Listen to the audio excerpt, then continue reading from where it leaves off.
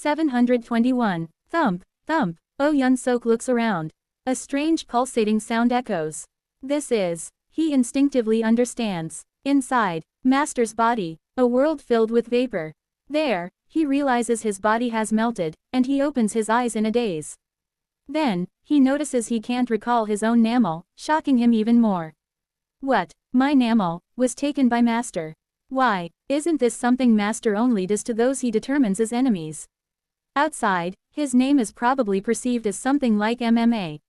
Have I become Master's enemy? No, that can't be. Why in the world? Flustered, Oh Yun-sok tries to find the reason, and after some speculation, one possibility comes to mind. Could it be that my comrades outside have become hostile against Master? So Master captured me, someone who could be their weakness. He thinks in disbelief of his comrades outside. Seo Un-yun, is it Seo Un-yun? If there's anyone Master would go this far to take me hostage for, it can only be him. That must be it. And so, Oh Yun-sok clenches his teeth in this world that feels like inside Hyeon-rang's body. Master, damn it. Even so, how could Master do this to me? Goo. Oh Yun-sok feels even his consciousness within the vapor starting to scatter. Is he trying to erase me completely? Damn it, no, I can't die like this. Inside the world of vapor, Oh Yun-sok gradually dissipates into the vapor, slowly closing his eyes. Ah, is this how I die? Master, Seo Un-yun, Young-hoon Hung Nim, dear, in Oh Yun-sok's vision, people precious to him flicker like a flashback. My child, the deeper his consciousness sinks, the more he feels the presence of those dear to him flash in his mind, and he recalls those most precious and painful to him. Oh Yun-sok's miscarried child, and the new daughter he had once again lost in Punglai Island. As he recalls those lost children, his consciousness fully fades away. While unconscious, Oh Yun-sok senses a ripple of violet energy. For some reason, he reaches out toward that violet energy. Because from it, he senses a familiar throbbing. A heartbeat he once heard by pressing his ear to the belly of his pregnant wife. The heartbeat of his miscarried child. It now faintly echoes within that purple primordial chaos. And when Oh Yun-sok reaches that primordial chaos. Suuat. 0.2 inches. Oh Yun-sok realizes his mind has reached somewhere. At that moment, he comes to his senses. Haheok. The surroundings remain unchanged. That just now. Still the world of vapor. Itis still somewhere inside Hyeon-rang. Did I just die? No, I didn't. Why, I had my name taken by Master with my existence fading and nearing erasure. Having regained clarity within Hyeon-rang, he reflects on the bizarre phenomenon that allowed his survival and realizes that in the moment of death, he accessed a certain domain which let him survive. That domain of primordial chaos. When I reached that place, my mind returned. What is that domain? How did it restore my mind when even my name was taken? 0.2 feet. And as Oh Yun-sok thinks this, he notices once more that his consciousness is beginning to blur. Damn it, there's no choice. His consciousness has returned briefly, but nothing has changed. Once again, Oh Yun-sok is about to melt away and vanish within Hyeon-rang. Let's try reaching that domain again. If I can, I should at least be able to survive. To avoid dissolving inside Hyeon-rang's belly, Oh Yun-sok closes his eyes and focuses on the sensation he felt when he entered that domain. Oh Yun-sok melts again, and gradually senses the power of that primordial chaos, concentrating on it. And as Oh Yun-sok completely dissolves, he senses the primordial chaos again and wakes up. Hyok. As expected, I could survive again. Feeling the strange phenomenon of the primordial chaos, he instinctively realizes. If one want to escape Master's power, need to borrow the power of this primordial chaos. With eyes shining, he concentrates once more. Nope, so let's hold on. Oh Yun-sok, in order to escape from within Hyeon-rang's body, endlessly sends his mind towards that domain.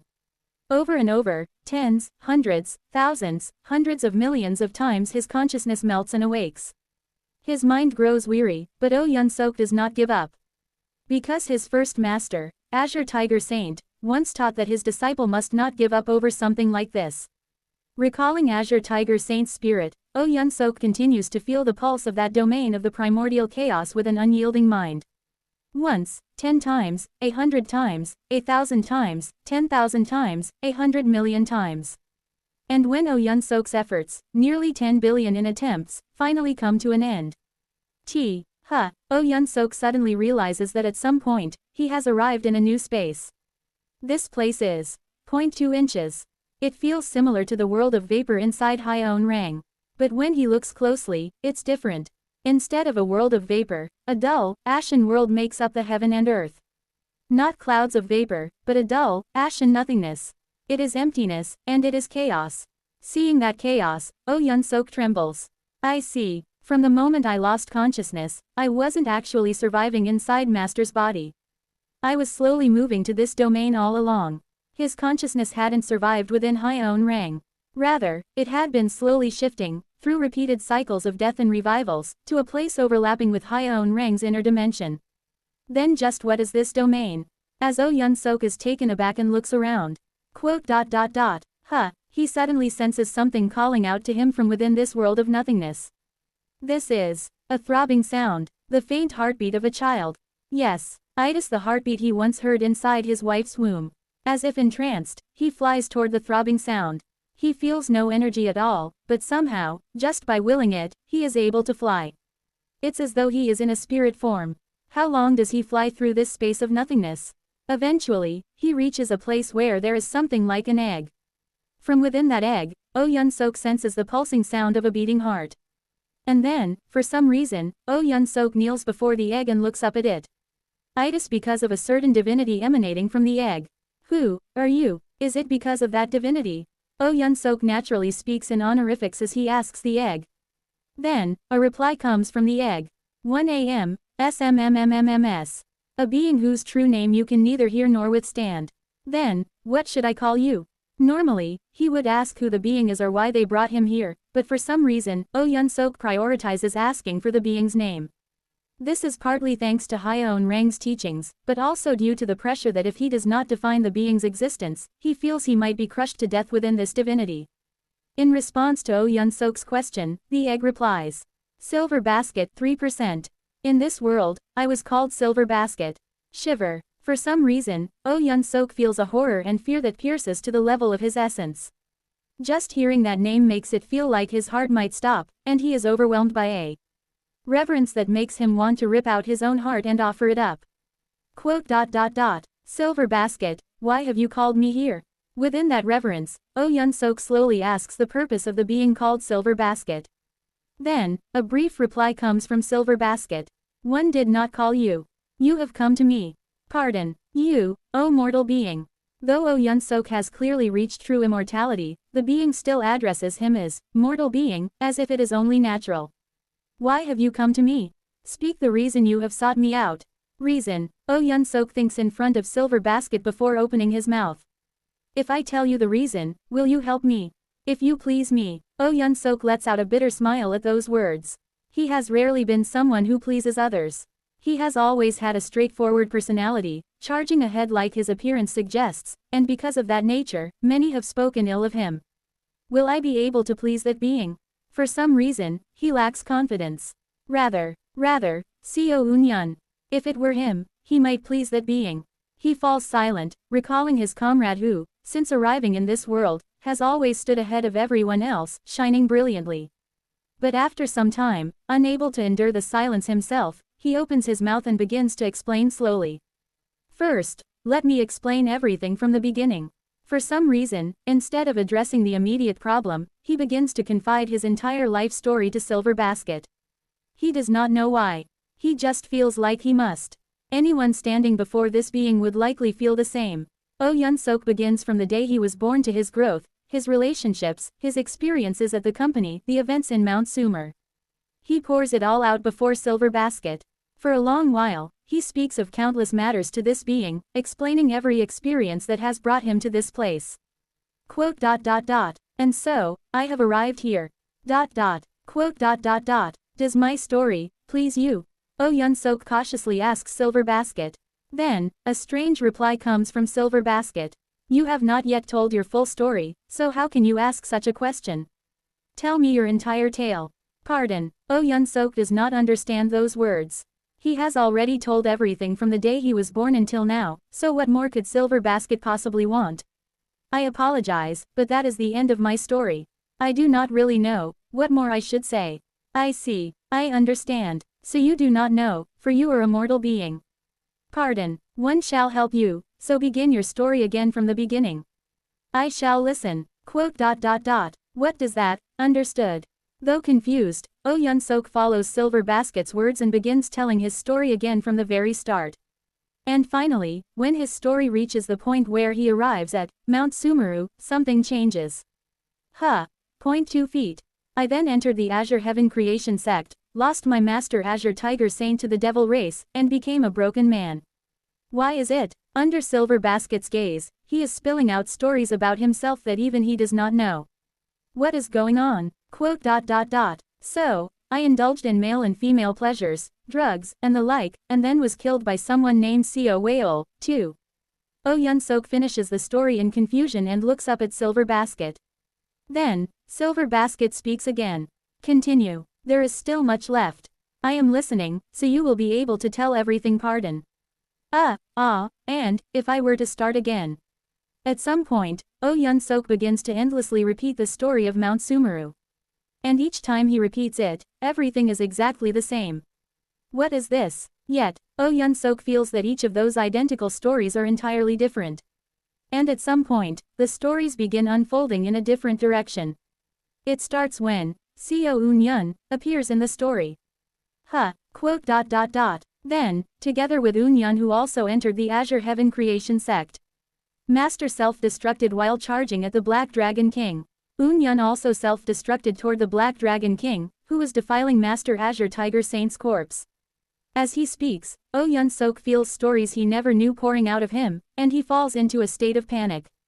But at a certain moment, Oh Yun-sok realizes. Could it be? He realizes why Seo Eun-yun stands at the center of every story, why he is at the center of every change, and he finally understands why Seo Eun-yun has always seemed to shine the brightest, why he has always seemed to be ahead.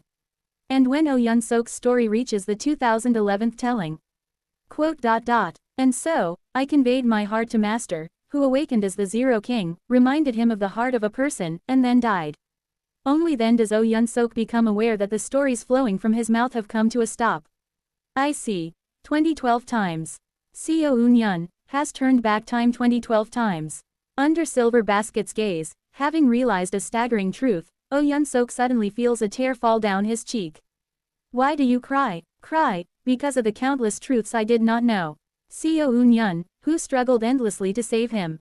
Oh Yun-sok and the comrades, who died again and again within Seo Eun-yun's regressions. And everyone who appeared in Oh Yun-sok's story and had formed relationships with him. Their stories ache his chest so deeply.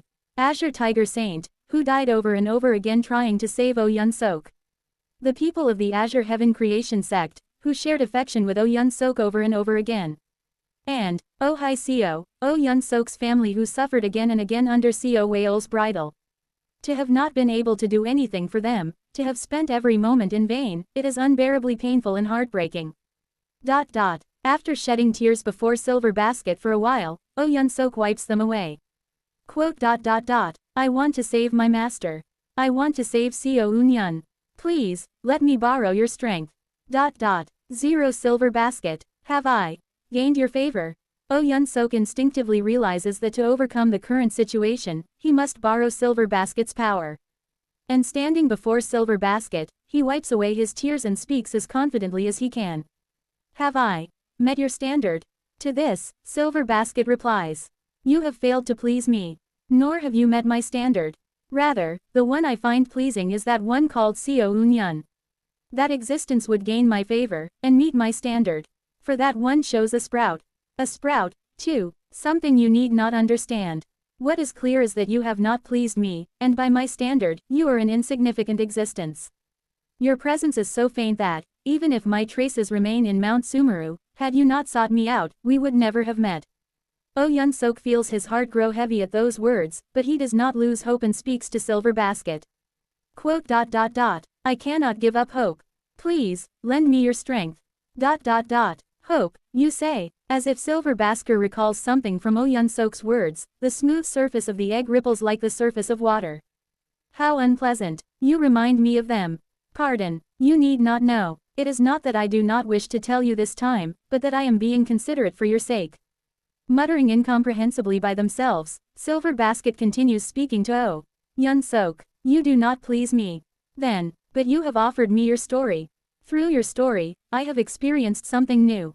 So I can pay the price for your tale. Wu Wang, the form of Silver Basket, shaped like an egg, expands. What was once a silver egg the size of a palm now expands rapidly, becoming the size of a large house. Ask what you are curious about, or ask about the path you must take.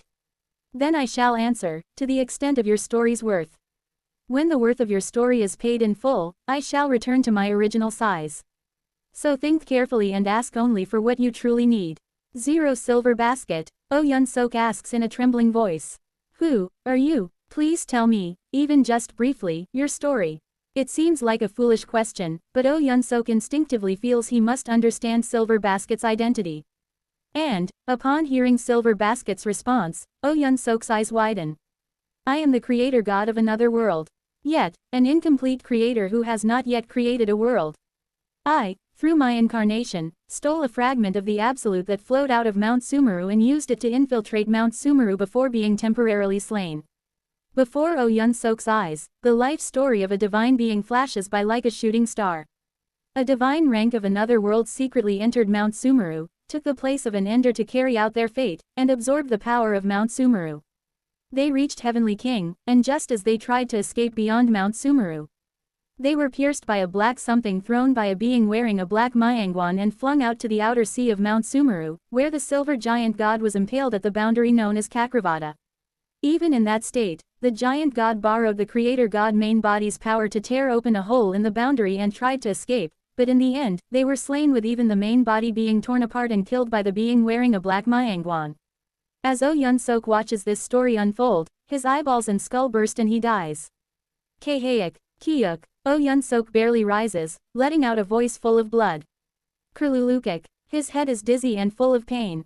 Before him, the house-sized egg has shrunk slightly, if only by a little. Oh Yun-sok realizes the source of the divinity radiating from Silver Basket.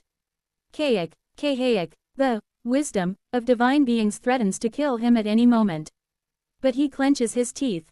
There is someone who died over 2,000 times trying to save him and the comrades. There is someone who exploded their one and only life and died for the sake of his disciple. There is even a child who could not be born because Oh Yun-sok could not protect that one and only life. Wisdom is giving him strength.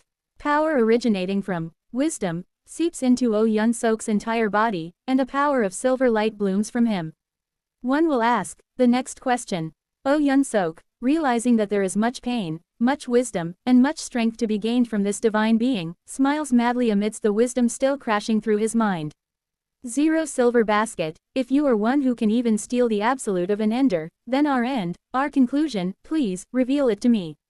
For what purpose are enders born, and what end awaits us? All enders are, after death, taxidermized by the future king. That is the end of all enders. Once more, new wisdom pours down, and countless, wisdom, rain upon Oh Yun-sok. 722. Thump, thump, a strange pulsing sound echoes from within the gray world of nothingness. There, someone is screaming. But the scream doesn't resound at all within the space, which lacks any medium to carry sound. It merely reverberates inside the mind of Oh Yun-sok, the one doing the screaming. Kahayak, For a while, Oh Yun-sok breathes heavily before the silver sphere at the center of the space of nothingness in front of him before finally escaping from the groaning. The end of enders, it to be granted an audience with the future king, have their spirit formed, and then be taxidermized. Ha ha, I see. From the beginning, we were nothing more than objects. Boo-doo-dook. Oh Yun-sok grits his teeth and reads the wisdom passed on to him by Silver Basket. Silver Basket shows him the countless ends of enders that they witnessed after having their main body slain in Mount Sumeru and awaiting resurrection in the distant future. Though the vision is unclear, he sees countless enders seized in the audience chamber by the being wearing the black Myangwan, their spirits extracted and taxidermized somewhere, while their bodies are discarded into the head realm. Obsidian died that way, Vast Cold died that way, and Golden Divine was extinguished in the same manner. All these scenes embed themselves in Oh Yun-sok's mind. Kahayak, Oh Yun-sok clutches his throbbing head, gasping for breath. No more. He grits his teeth. Any more is impossible. If he receives any more wisdom about the future king, it feels as though the gaze of the future king will land upon him at any moment. No more. I will receive no more wisdom regarding the future king. Wise. Knowing one's own limits is surely a mark of wisdom. Oh Yun-sok decides to stop receiving wisdom related to the future king, and asks a different question. Quote. Do you know anything about the origin of my master, Hyeon Rang? That is something even I cannot know.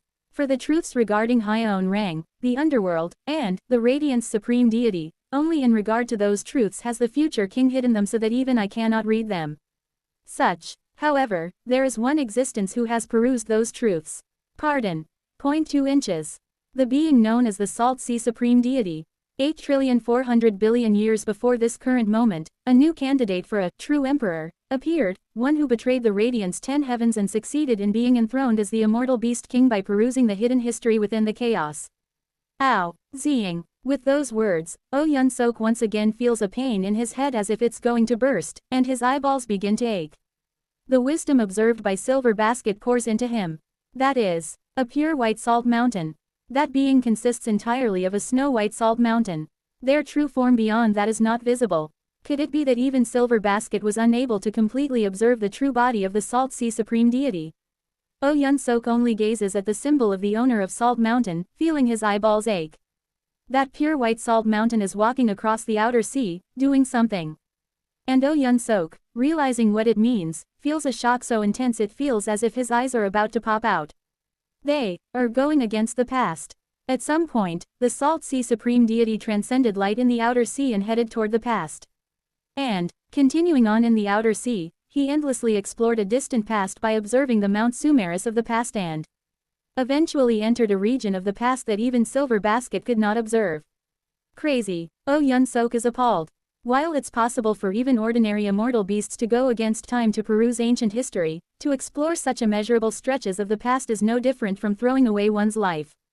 If the heavenly venerable of the underworld explores the distant past by excavating the past through reincarnation, then the Salt Sea Supreme Deity wagered his life and charged head-in, recklessly surpassing light speed and transcending space-time to read the truth. Oh Yun-sok, as a heaven-earth dual cultivation practitioner, once transcended time to peruse the past of a few years back in order to train in history revision, so he understands just how absurd this is. Even Earth immortals, when moving at superluminal speed to read truths of history for history revision, can barely manage a few years, or at most a few hundred years. Even that consumes an immense amount of life force, often leading even to those tenacious immortal beasts to death, but to traverse and obsessively read such immeasurable pasts that number beyond the Ganges sands. He is dumbfounded. How in the world is something like that even possible? Even I do not know how such a thing was possible. However, if I were to speculate, perhaps he mastered some special immortal art that suspends death. Still, the pressure and pain felt when transcending time wouldn't have been normal. Well, perhaps his enlightenment surpassed the very principle of pain itself.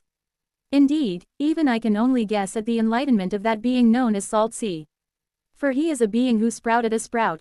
Sprout. Oh Yun-sok wonders what exactly this repeatedly mentioned sprout is, but decides not to be greedy. I've already learned firsthand that the wisdom related to beings like the future king is dangerous. Judging by how even the creator god of another world avoids mentioning it, it must be wisdom on par with the future king. I need to avoid being greedy and just obtain the necessary informa. Just then, Oh Yun-sok notices something trailing behind the trajectory of the Salt Sea Supreme Deity heading toward the past. Shururuk. Itis arriving black something. It looks somewhat like a wisp of smoke, and also like a bug. That black thing, in its entirety, resembles a snake. TSTSTSTSTSTSTSs. With that, the wisdom Silver Basket had observed of the Salt Sea Supreme Deity's past comes to an end. 50. To learn the truth about my master, I must obtain the legacy of the Salt Sea Supreme Deity. Understood. By the way, what was that snake-like thing I saw at the end of the wisdom? Oh Yun-sok asks, instinctively sensing that the snake-like thing is an extremely important clue. Lit concerns the future king. Did you not say you would receive no further wisdom on that matter? Quote. Oh Yun-sok groans. Certainly, any more would be dangerous. Even though he has only glimpsed the presence of the future king through 2 pieces of wisdom, he feels that if he receives any more than this, he will die immediately, so he cannot ask for more. Then I will ask a few questions about the snake. Please only answer questions unrelated to the future king, and for those that are related, please respond with, "It concerns the future king." Understood. What is the purpose of existence of that snake-like thing? It concerns the future king. Is the snake related to the Enders? It concerns the future king. Is the snake a subordinate or perhaps the immortal treasure of the future king? It concerns the future king. Is the snake a sentient being? It concerns the future king. What are the major authorities the snake possesses? Transcendence of space-time. And radiance. It suppresses the transcendence of space-time by beings other than itself. What are those functions intended for? Through light, the greatest purpose of its existence is to prevent beings other than itself from traveling into the past. The current power of the origin, essence of light, aside from the power of the radiance supreme deity, mostly exists for this function. In other words, at the following words of Silver Basket, Oh Yun Sok shudders. Light exists across all of space-time and makes it impossible for any being other than itself to enter the past. For example, only a being possessing the mantra of that snake may travel to the past. And if a soul or something similar is attached to the mantra and enters the past, or if a governing immortal dares to interfere with time using power other than the mantra, light will instantly tear them apart or crush them in punishment. That is the power of light. Ku-gu-gu-gu-gu-gu. Scenes infused with the wisdom imparted by Silver Basket appear before Oh Yun Sok's eyes. The power of radiance in the Heavenly King Heavenly Domain, on the surface, lends about 10% of its strength to Radiance Hall, and when they summon the symbol of Hyuk-Sa, it lends up to 50% of its power. The remaining 50% of its power functions as a law spanning the entirety of space-time, preventing other beings from interfering with space-time. Oh Yun Sok sees the scene and breaks into a cold sweat. It feels just like the omniscient gaze from a work called 1984, that he knows of. Light is everywhere, and knows everything. That is S0. Then, are we not being watched right now as well? That is not the case. You are currently connected and granted an audience to me through the purple soul filling the heavens that extends from me. Moreover, this space is a newly created world I've formed faintly using the authority of creation. This world is, at present, undetected even by the future king, and unless it is a being who has seized the origin essence of life, it will continue to never be discovered. This is my sanctuary. The rules that apply here are fundamentally different from those of the outside, so be at ease. Feeling slight relief from those words, Oh Yun Sok continues his questions. Why does the snake prevent other beings from traveling to the past? It concerns the future king. Does the snake have anything it holds dear? It concerns the future king. How can one kill the snake? It concerns the future king. Does the snake have emotions? Then, Silver Basket suddenly reacts strangely to one of Oh Yun Sok's questions. What is this? LL do not know. Should that be called an emotion? One thing is certain, it holds a very special feeling toward the underworld and you all. What would that feeling be, if expressed in language we can understand? Love-hate. No, that does not quite fit. It cannot be expressed. The term, love-hate, is not suitable either. It cannot be expressed in your language. Then if you could transmit it through wisdom. It concerns the future king. The moment I transmit the essence without specifying it through language, he will notice. If it were ordinary feelings such as love or anger, which countless beings possess, it would be indistinct. But the snake's emotion is a unique feeling possessed only by that being in all of existence. If I were to manifest it and show it to someone, this place would be identified at once. I may be able to hide, but you will not. Understood. It seems there is nothing more I can learn about the being called the snake. Oh Yun Sok sighs as he watches the sphere's size decrease slightly with each question.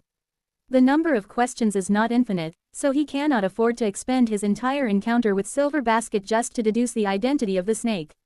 One last thing, have we ever met the being known as the snake? Lit concerns the future king, and there is information you can handle. Will you see? Both. Pardon. Point 2 then just the information I can withstand, please. Wu Wang. In response to Oh Yun Sok's words, Silver Basket shows him a few scenes, and Oh Yun Sok's face hardens. Among those following Co Un Yun, there is a being clad in black. Oh Yun Sok knows that face very well.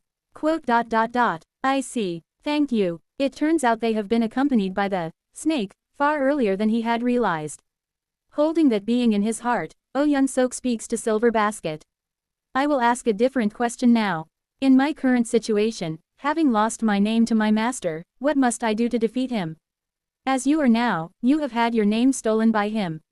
Abandon the delusion that you can defeat the owner of names as, Oh Yun Sok. LL can tell you the path to defeating the owner of names, but walking that path will be treacherous beyond measure. Will you truly be capable of doing S0? At Silver Basket's words, Oh Yun Sok is taken aback. For even Silver Basket, who until now has spoken with the detachment of a transcendent being, to say such a thing, it shows just how insurmountable the challenge of defeating Hyeon Rang is. But a moment later, Oh Yun Sok nods. I will accomplish it. How pitiful. You move forward without even understanding what suffering you must endure. A path so treacherous that even the Creator God feels pity. But Oh Yun Sok clenches his fists. If by doing so, can see my family again, then I will go forward. Please, tell me the answer now. Very well. In that case, I must tell you regarding the origin essence. Origin essence. Oh Yun Sok is puzzled by Silver Basket's words, and he can't help but flinch in shock at the following words. What is called origin essence or seats in this world, every single one of them is a spirit 248 of a living being. Pardon. 0.2 inches. A spirit that has not been named. A spirit that has no relationship, whose every connection has been severed. Such spirits return to the world as laws and drift along, until they are unearthed and reborn under the name of seat. What do you mean by that? Then the immortal Tao and seat we cultivate are. You are cultivating by taking in spirits that, having no connections, received no heart from any being, and exist only as a law of the world. Did you not learn this when I gave you the wisdom concerning the enders? You enders are but fragments of the absolute. And yet, why do you act and think like other beings who possess spirits, receiving and giving connections? It is because the very fragment of the absolute you possess is, in fact, a fragment of a certain being's spirit. Why do you think the naming supreme deity lives repeatedly and always becomes the naming supreme deity again and again? It is obvious. The naming supreme deity was once a spirit that was miscarried from long ago, a pure law that had never been named nor had any relationships. That spirit transformed into the seat of naming.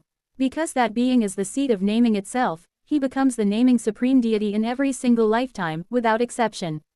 TLN. Miscarriage here could also mean abortion. Oh Yun Sok's eyes tremble at the newly learned truth. To summarize, the spirit of a being that has never been named, or the spirit of a being who has lost their name, becomes a seat and turns into a law of the world. That is S0. Then all the children who were miscarried. Oh Yun Sok smiles bitterly. Did they all end up as seats? That is not so. Most beings reincarnate, so their past life connections must be included. Only if all connections and relationships from their previous lives are severed, or if the spirit is entirely newly born, can that happen. If it's a newly born spirit, the being known as Hyeon Rang was likely a new spirit, conceived and formed through the immense love of their parents, but before they could be born, they were miscarried and thus became a seat. Oh Yun Sok feels an inexplicable bitterness at those words. After becoming a true immortal, he learned from others and came to understand. The intent of love and joy can, through oneself, become a power of creation capable of creating a spirit. And if it's a love capable of creating a spirit, it must be an immense, immeasurable love. To be conceived within such parental love, and yet still be miscarried. What kind of emotions must those parents have felt? Just imagining such emotions makes Oh Yun Sok feel as though his chest is tearing apart. I now understand that a nameless spirit is origin essence. Then, please tell me what I must do through it. Do you not understand? You too can now become an origin essence itself. Pardon. 0.2 inches. You too have had your name stolen and all relationships erased. You yourself can now become an origin essence. But I do not have a spirit, do 2 inches. A fragment of a spirit. Do you not have a fragment of the absolute? Once you leave this space, you will forget yourself and become the fragment of the absolute itself. Cold sweat runs down Oh Yun Sok's body at those words. Damn it, but there is one way to not lose yourself. What is it? The moment you become the fragment of the absolute, do not miss that moment and follow your immortal Tao. My immortal Tao, do you mean the immortal Tao of 7 stars? That is correct. In fact, being in the state of an absolute fragment will make it even easier to reach the peak of that immortal Tao. After all, the roots would have become similar.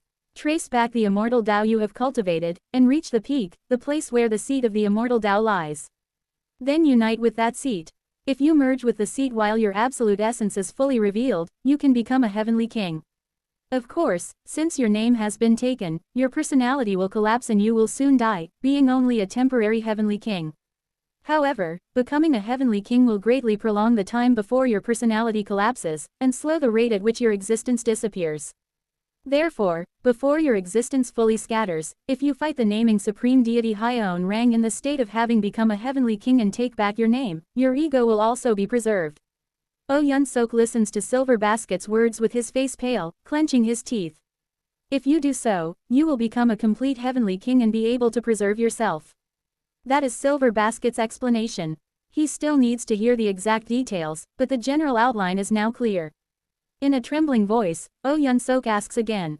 So, to summarize, you are saying that I have to enter the belly of the Great Mountain Supreme Deity while having no name, merge with the seat that the Great Mountain Supreme Deity is absorbing, rip through the Great Mountain Supreme Deity's belly, return to Mount Sumeru, kill my master, and take back my name.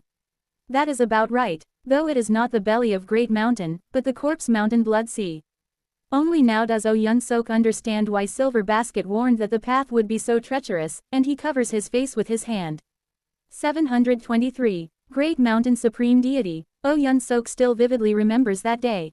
After all, Oh Yun-sok was once a part of the Wuji religious order. They were those he became close with, and people who followed him. The memory of those people from the Wuji religious order being torn apart like bugs at the will of the Great Mountain Supreme Deity is a memory that he still cannot forget. It may not compare to the pain of Seo Un-yun, who was the actual protector and ruler of the Wuji religious order. But the pain Oh Yun-sok felt on that day is by no means something he could ever ignore.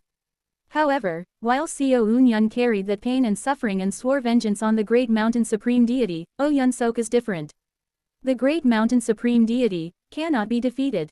What remains more strongly in Oh Yun-sok's mind than the slaughtered members of the Wuji religious order is the Corpse Mountain Blood Sea of the Great Mountain Supreme Deity. The colossal mountain of darkness made of countless corpses. That oppressive mountain, that seems to crush the universe itself, suffocates him just by recalling it.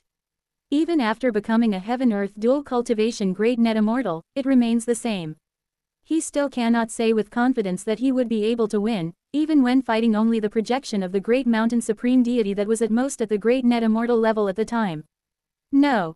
Can't. Oh Yun-sok collapses on the spot. Is there no other way, too? If this were not within Sumeru Mountain, I could have given you the names of divine ranks I know from other dimensions and maybe mediated to receive some of their help. But inside Sumeru Mountain, even that is impossible. Right now, that is the only method available to you. If you were at least someone like Seo Un-yun, there would be many more methods to attempt, but for you as you are now, that method is the best option. Oh Yun-sok clenches his teeth. The gaze of the Great Mountain Supreme Deity rises in his mind. That cold gaze with which the Great Mountain Supreme Deity looked down on Seo Un-yun and the others as if they were nothing but bugs. I can't stand against him.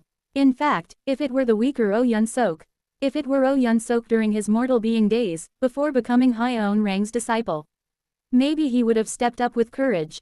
But now, as a heaven-earth dual cultivation great net immortal, he cannot face the Great Mountain Supreme Deity.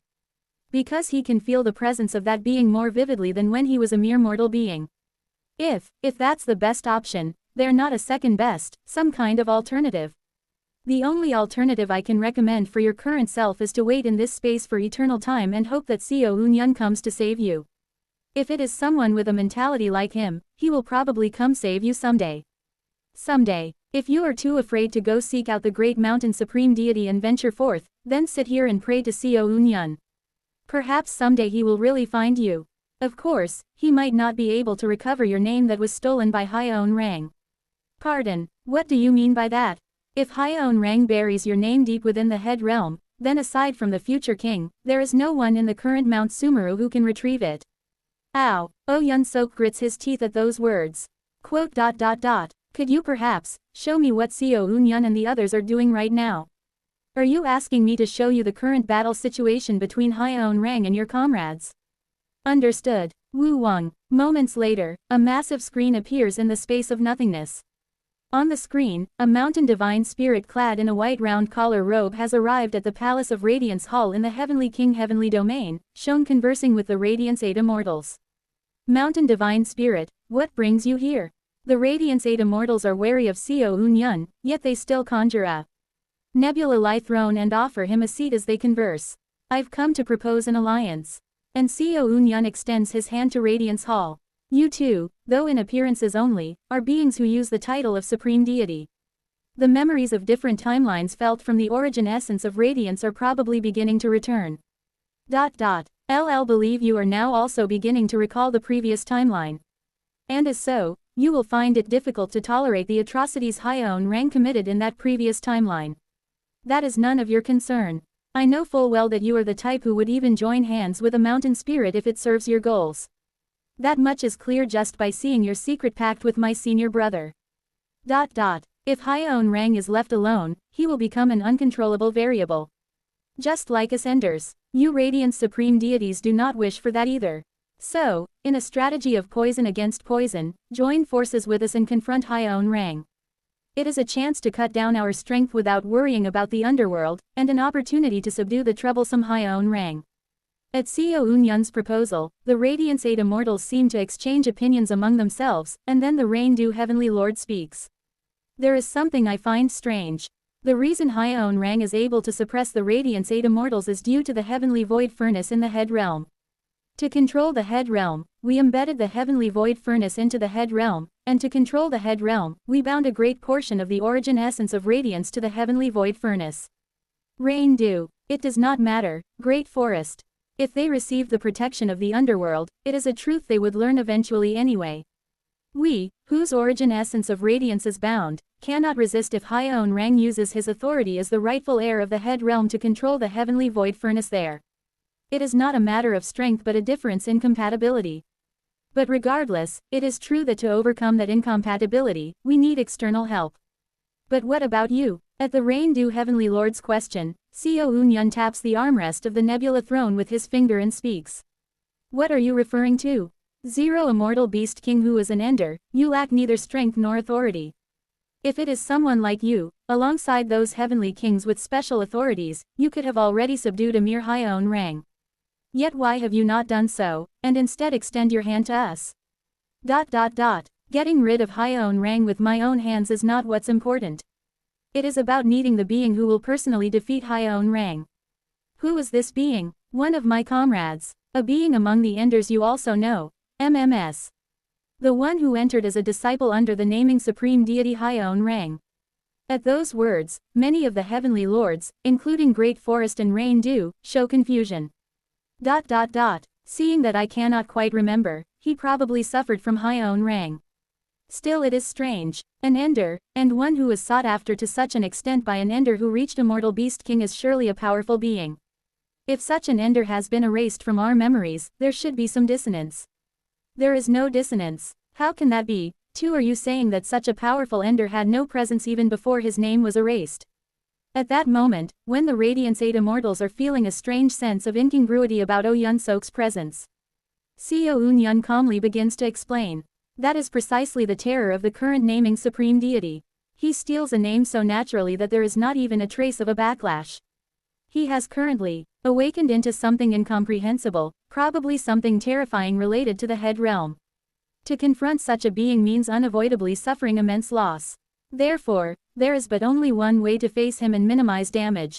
MMA, who became his direct disciple, must clash with Hyeon Rang and awaken the heart of the original Hyeon Rang that still remains. If that happens, surely, Hyeon Rang will be weakened by the internal conflict of the heart, and he will weaken again to a level within the range of our understanding. So you are saying that through him, you intend to revive Hyeon Rang's old personality and pit it against his current personality, creating a personality split and weakening him through it. Not a bad plan. It's more about the heart than the personality, but sure, let's leave it at that. However, at Seo Eun-yeon's words, the Great Forest Heavenly Lord lets out a snort and speaks. Torch Candle, administrator of the Heavenly Void Furnace. Tell the Mountain Divine Spirit. At the Great Forest Heavenly Lord's words, the Torch Candle Heavenly Lord steps forward and raises something above their hand. What appears are faint, misty clumps. Everyone who sees those clusters can tell they are masses of immense wisdom. Seo Eun-yeon seems to realize something and questions the Torch Candle Heavenly Lord. Li at Omniscience. Itis the Akashic Records. As the Immortal Beast King, you would probably know it best. Look, Sua. Oh Yun-sok trembles as he watches the scene beyond the screen. The pale, misty clusters are observing everything within Mount Sumeru, recording information in real time. Inside them are 7 faint colors of light. They appear to be light clusters recording the information of the enders. However, one of the 7 light clusters is growing increasingly faint and is gradually vanishing in real time. MMA's presence is disappearing. The Akashic records have determined that is as good as non-existent. Even if one loses their name, if they are a being who accomplished great feats, their presence would be strong and hence be recorded in the Akashic records for a long time. But this, no matter how powerful he might have been, he must have been a being who never established any great feats.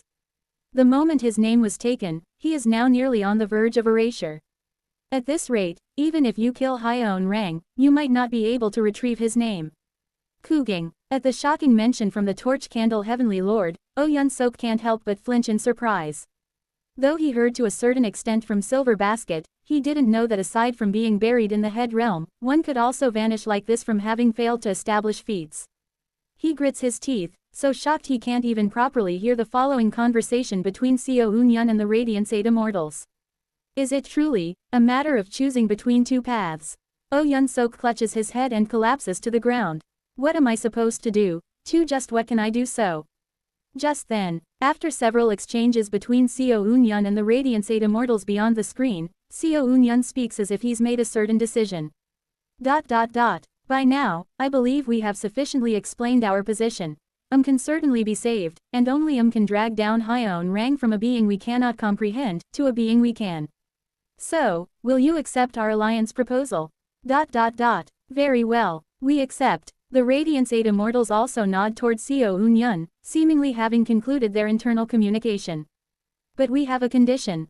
What is it? As you are now, you reach the realm Immortal Beast King, are a great net immortal, and even possess governing immortal level martial power. You are an existence beyond standard measure, a dangerous being. Furthermore, we cannot fully remember this strange divergence of timeline.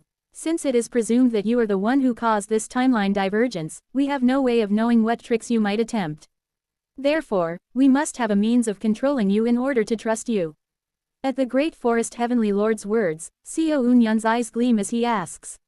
What do you propose? Split your nascent soul in half. The Sword Spear Heavenly Lord speaks.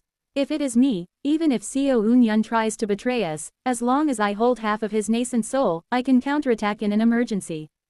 I will hold his split nascent soul.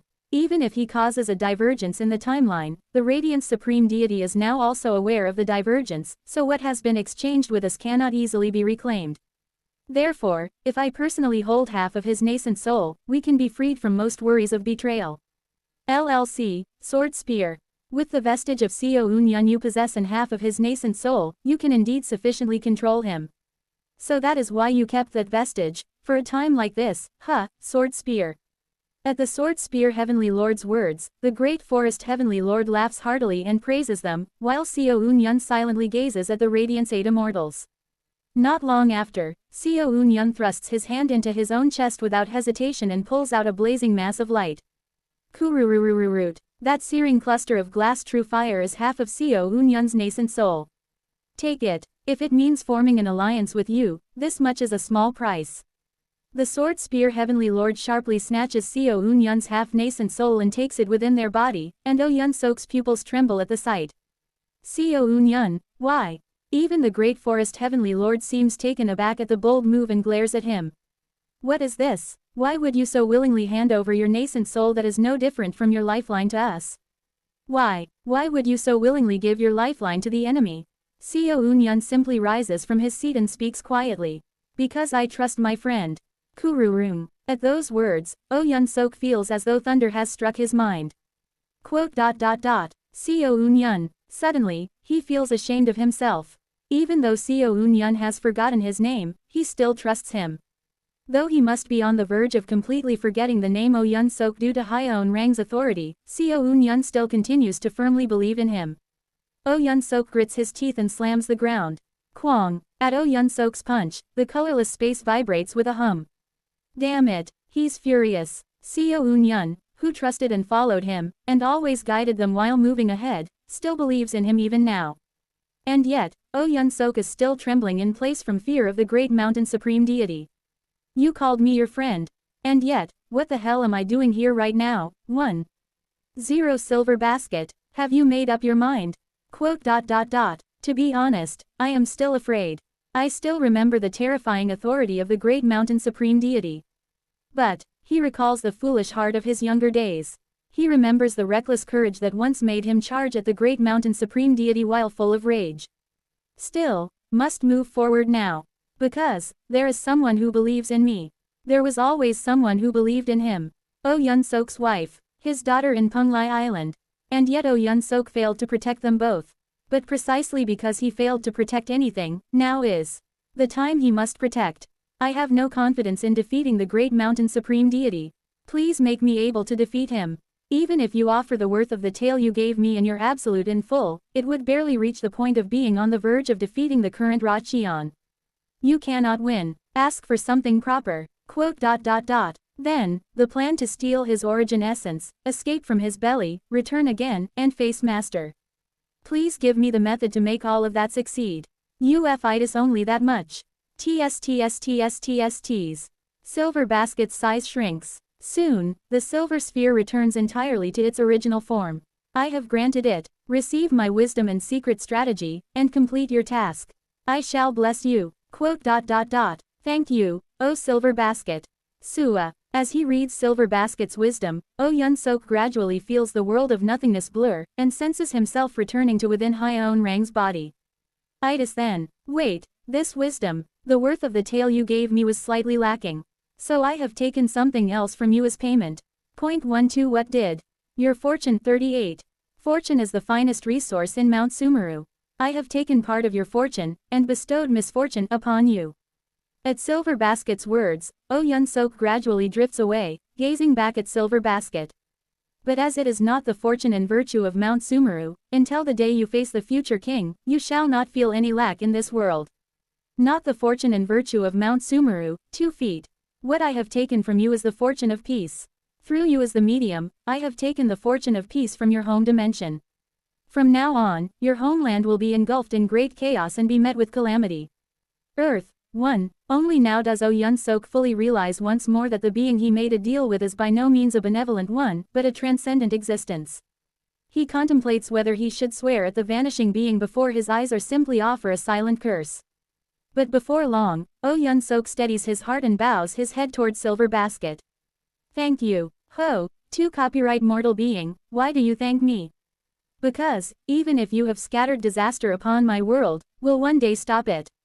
Therefore, regardless of the calamity, I thank you purely for the solution you have given me in this current situation. How naive. Do you truly believe you can return to your homeland? I will return. At Oh Yun-sok's continuing words, Silver Basket, who had seemed to mock him, falls silent. Because my family is still there. If it is to protect my family, I will return no matter what. With the price of his tale fully paid, Oh Yun-sok is completely expelled from Silver Basket's world with a bright smile.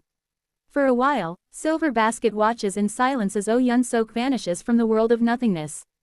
Then, within the nothingness, Silver Basket lets out a faint laugh. LL thought you were nothing more than a crumble of dust, but it seems you are at least a soil capable of sprouting a sprout. Having truly transcended both past and future, Silver Basket gazes toward a certain dimension that exists in a distant future. 0. Those who carry the sprout of the Creator God. I pray. Silver Basket's gaze, surpassing the future, arrives at Oh Yun-sok's home dimension, the dimension where Earth exists. You reach higher than hope itself. In a point far into the future, the universe that holds Earth is being shattered and scattered dimensionally by a single sword of the being wearing a black Myangwan. Looking upon that distant future, and having taken the doomed dimension's fortune and virtue to stabilize their own space. Silver Basket, defeated by the future king and now a nameless being, offers only a quiet cheer for the one who holds a sprout. 724. As Oh Yun-sok emerges from the world of nothingness, he begins to read the wisdom Silver Basket has passed down to him. What in the world? They are 49 immortal arts created by Silver Basket in Mount Sumeru, along with the mantras formed by combining them. While none of the mantras clearly reach the supreme deity rank or stand out as particularly exceptional, when all of them are combined, it seems entirely possible to subdue a supreme deity using only immortal arts, without relying on the immortal Tao. On top of that, the sequence of combining the immortal arts, the methods of combination, the proportions in combination, the surrounding environment during combination. If all these variables are accounted for, wouldn't it be possible to create almost infinite mantras? Though no single transcendent mantra can be made, the secret art that allows one to generate mantras of good enough strength in nearly infinite numbers by combining the 49 immortal arts. True Devil 49 Treading Divine Art EEPG plus ILESH. This is crazy, Silver Basket. Just how did you manage to create such a secret art? This is practically on the level of creating an entire world. Looking at the True Devil 49 Treading Divine Art, Oh Yun-sok feels like cold sweat is forming. Tsa. But soon, he realizes he doesn't have the leisure to dwell on such thoughts. My consciousness is gradually scattering. If I stay inside Master's body like this, I'll truly be annihilated. Using the immortal arts he obtained from Silver Basket, he begins to perceive his essence even more clearly. Wu Wang. His essence begins to resonate with his will. The absolute fragment of pleasure gradually begins to reveal itself, and Oh Yun-sok begins to transform into a primordial chaos that mixes everything together. Soon, he merges with the entire world and identifies what is connected to him through the immortal arts. I can feel it, the immortal Tao of 7 stars he has been following. The peak of that immortal Tao, where the origin essence lies. Wait for me, Great Mountain Supreme Deity. Suat. Having become the Absolute itself, he gradually feels as though he is traversing through transcendent worlds and being moved elsewhere. Not long later, Oh Yun-sok senses himself being carried somewhere and recognizes that he has reached the end of that flow. This place is. A familiar suffocation and pressure presses down on him. Kugugugugu. Within pain that begins to grind his entire body, Oh Yun-sok opens his eyes with a groan.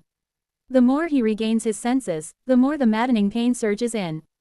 It hurts, it hurts.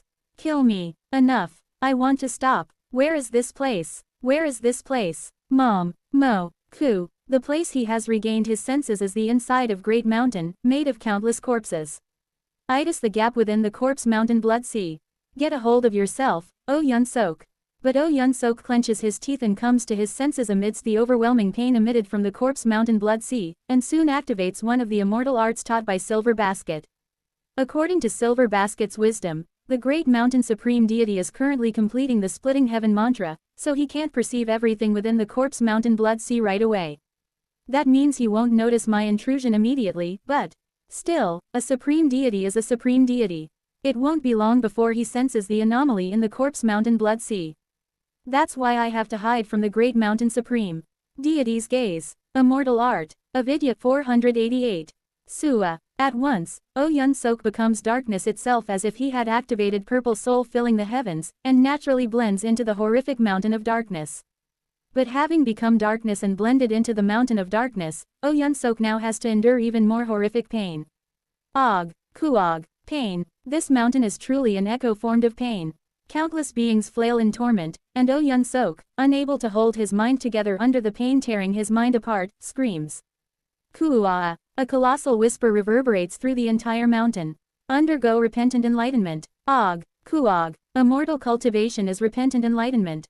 Within the pain, Oh Yun-sok becomes connected to the mountain, and from within its darkness, he is forcibly subjected to repentant enlightenment.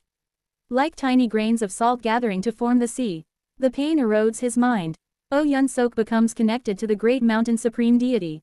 And now connected to the Great Mountain Supreme Deity, he directly feels the pain of the Supreme Deity's self-mutilation.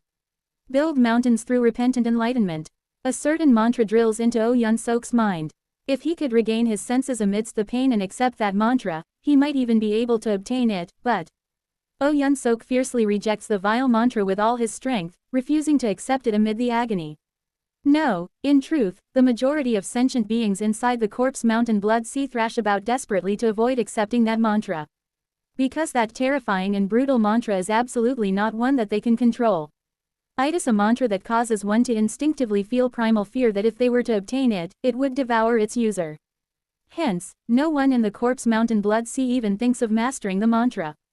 Rather, they thrash about in madness and scream, trying to forget even its formula. Building a mountain of salt is perhaps the fastest way to reach the heavens. Amidst the resonance of this brutal and fearsome mantra, Oh Yun-sok sheds tears of blood and wails. The face of the screaming Oh Yun-sok, bleeding from his 7 orifices and soaked in agony, soon resembles the corpses writhing in pain within the corpse mountain blood sea. Gradually, he becomes assimilated into the pain of this world of ignorance, avidya. How long has it been? Suddenly, Oh Yun-sok regains his senses in the midst of the pain. I don't know. Within the agony of the corpse mountain blood sea, he continued to scream endlessly. At some point, he lost even the strength to scream and he only gasped, like wind escaping his lips. And the more accustomed he became to the pain, the deeper he was pulled into the depths of the corpse mountain blood sea. Before he knew it, he was pulled toward the center of one of the many mountains within the corpse mountain blood sea. Merged with the corpse mountain blood sea and receiving pain that paralyzes the soul, Oh Yun-sok begins to perceive his surroundings in a half-delirious state. 00000H. The mountain formed of beings like him is not a singular one. These mountains of corpses and darkness stretch on without end. So endless are they that the mountain ranges look as though they form a vast plain. But Oh Yun-sok realizes that even this plain is merely a single cross-section of a much larger mountain. These massive great mountains combine to form the finger of some gigantic being, and as Oh Yun-sok gradually perceives the body beyond the finger, the more overwhelmed and intimidated he becomes. Crazy. Even the greatest size of Hyeon Rang, who is known as a giant god, feels like a child compared to this monstrous god. Perhaps the only entities that could compare in size to this being are the Gandhara of the heavenly venerables or the projection of the underworld. This is the great mountain supreme deity. Once again feeling the despair, Oh Yun-sok grits his teeth within the pain. When he stood before Silver Basket, resolving his will, he brimmed with confidence. But now, properly facing the great mountain supreme deity, he only feels more and more despair. I never even dreamed of defeating him, but would I even be able to escape?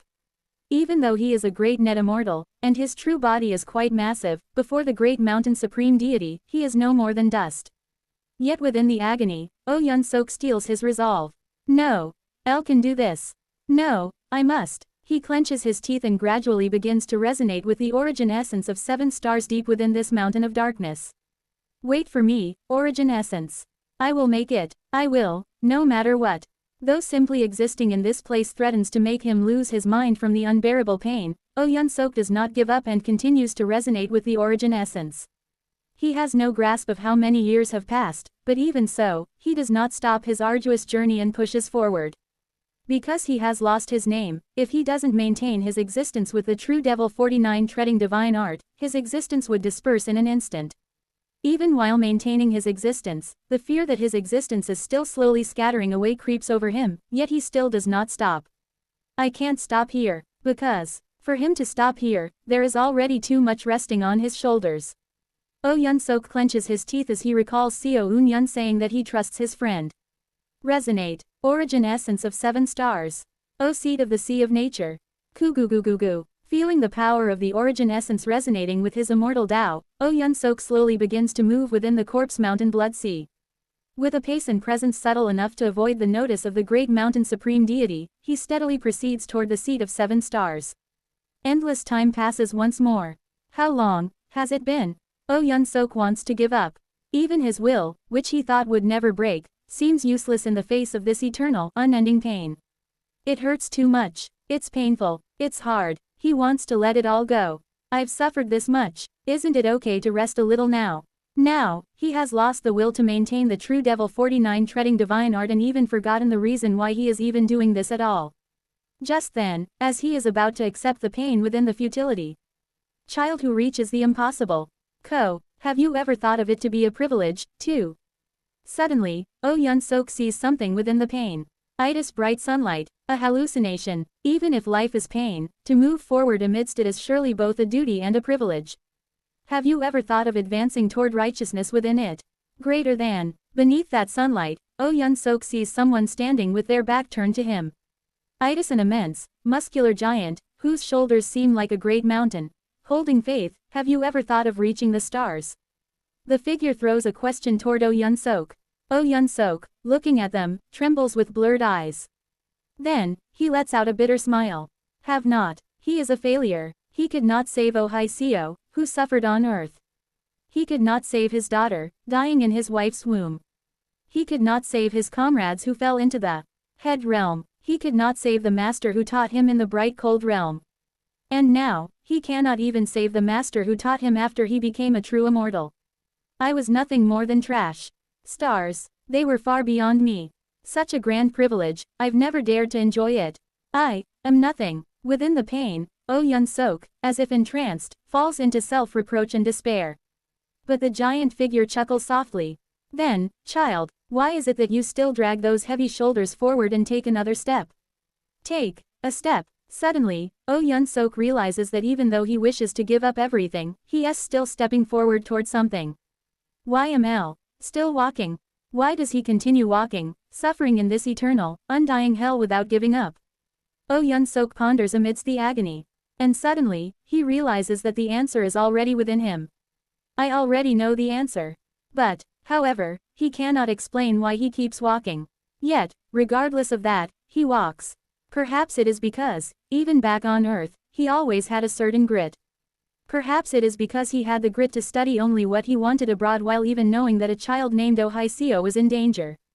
Perhaps it is because he had the grit to stay at work, saying he would leave after just 10 more minutes, even when his wife called saying her stomach hurt. Perhaps it is because he had the grit to not care about those in the Black Ghost Valley and the Golden Divine Heavenly Thunder sect, and especially those left to age in the Head Realm, like Kim Young-hoon and Seo Eun-yun, while he himself endured hellish training in the Azure Heaven Creation sect. My life is one filled with regrets. He still does not know the exact reason. No, he knows, but he does not know how to put it into words. Thinking simply that it is due to his grit, Oh Yun-sok keeps walking. Toward the vaguely felt seat of 7 stars, toward that illusion of sunlight wavering before his eyes along with the pain. And then, at some point, Hyok, as he climbs the mountain of darkness, Oh Yun-sok suddenly feels his hand about to slip and panics. Just then, clench, someone's hand grabs Oh Yun-sok's wrist and pulls him up to somewhere. This place is, too. Oh Yun-sok looks around in confusion. An endlessly sprawling prairie, a clear sky, a vast, clear world where the corpse mountain blood sea is nowhere to be seen. Entering such a place, Oh Yun-sok opens his eyes wide. What is this? 2 feet. Then, he suddenly becomes aware that someone is standing before him. It is an incredibly massive giant, and perhaps it's because their face is hidden in the backlight, or there was never a face to begin with, it cannot clearly be seen. But one thing is certain. Who are you, too? The being before him is someone Oh Yun-sok has met before. Who exactly are you, to carry the exact same aura as my master, too? As he recalls feeling the aura of Azure Tiger Saint while crossing the outer sea in a previous timeline, Oh Yun-sok's voice trembles. And he feels the being with the same aura as Azure Tiger Saint smile. 1 a.m. The immortal beast, mountain-destroying demon ape. At the same time, the heart demon of Ra Cheon, and his friend. His pure aspect, the giant who introduces himself as mountain-destroying demon ape extends a hand and lifts Oh Yun-sok up as he continues speaking.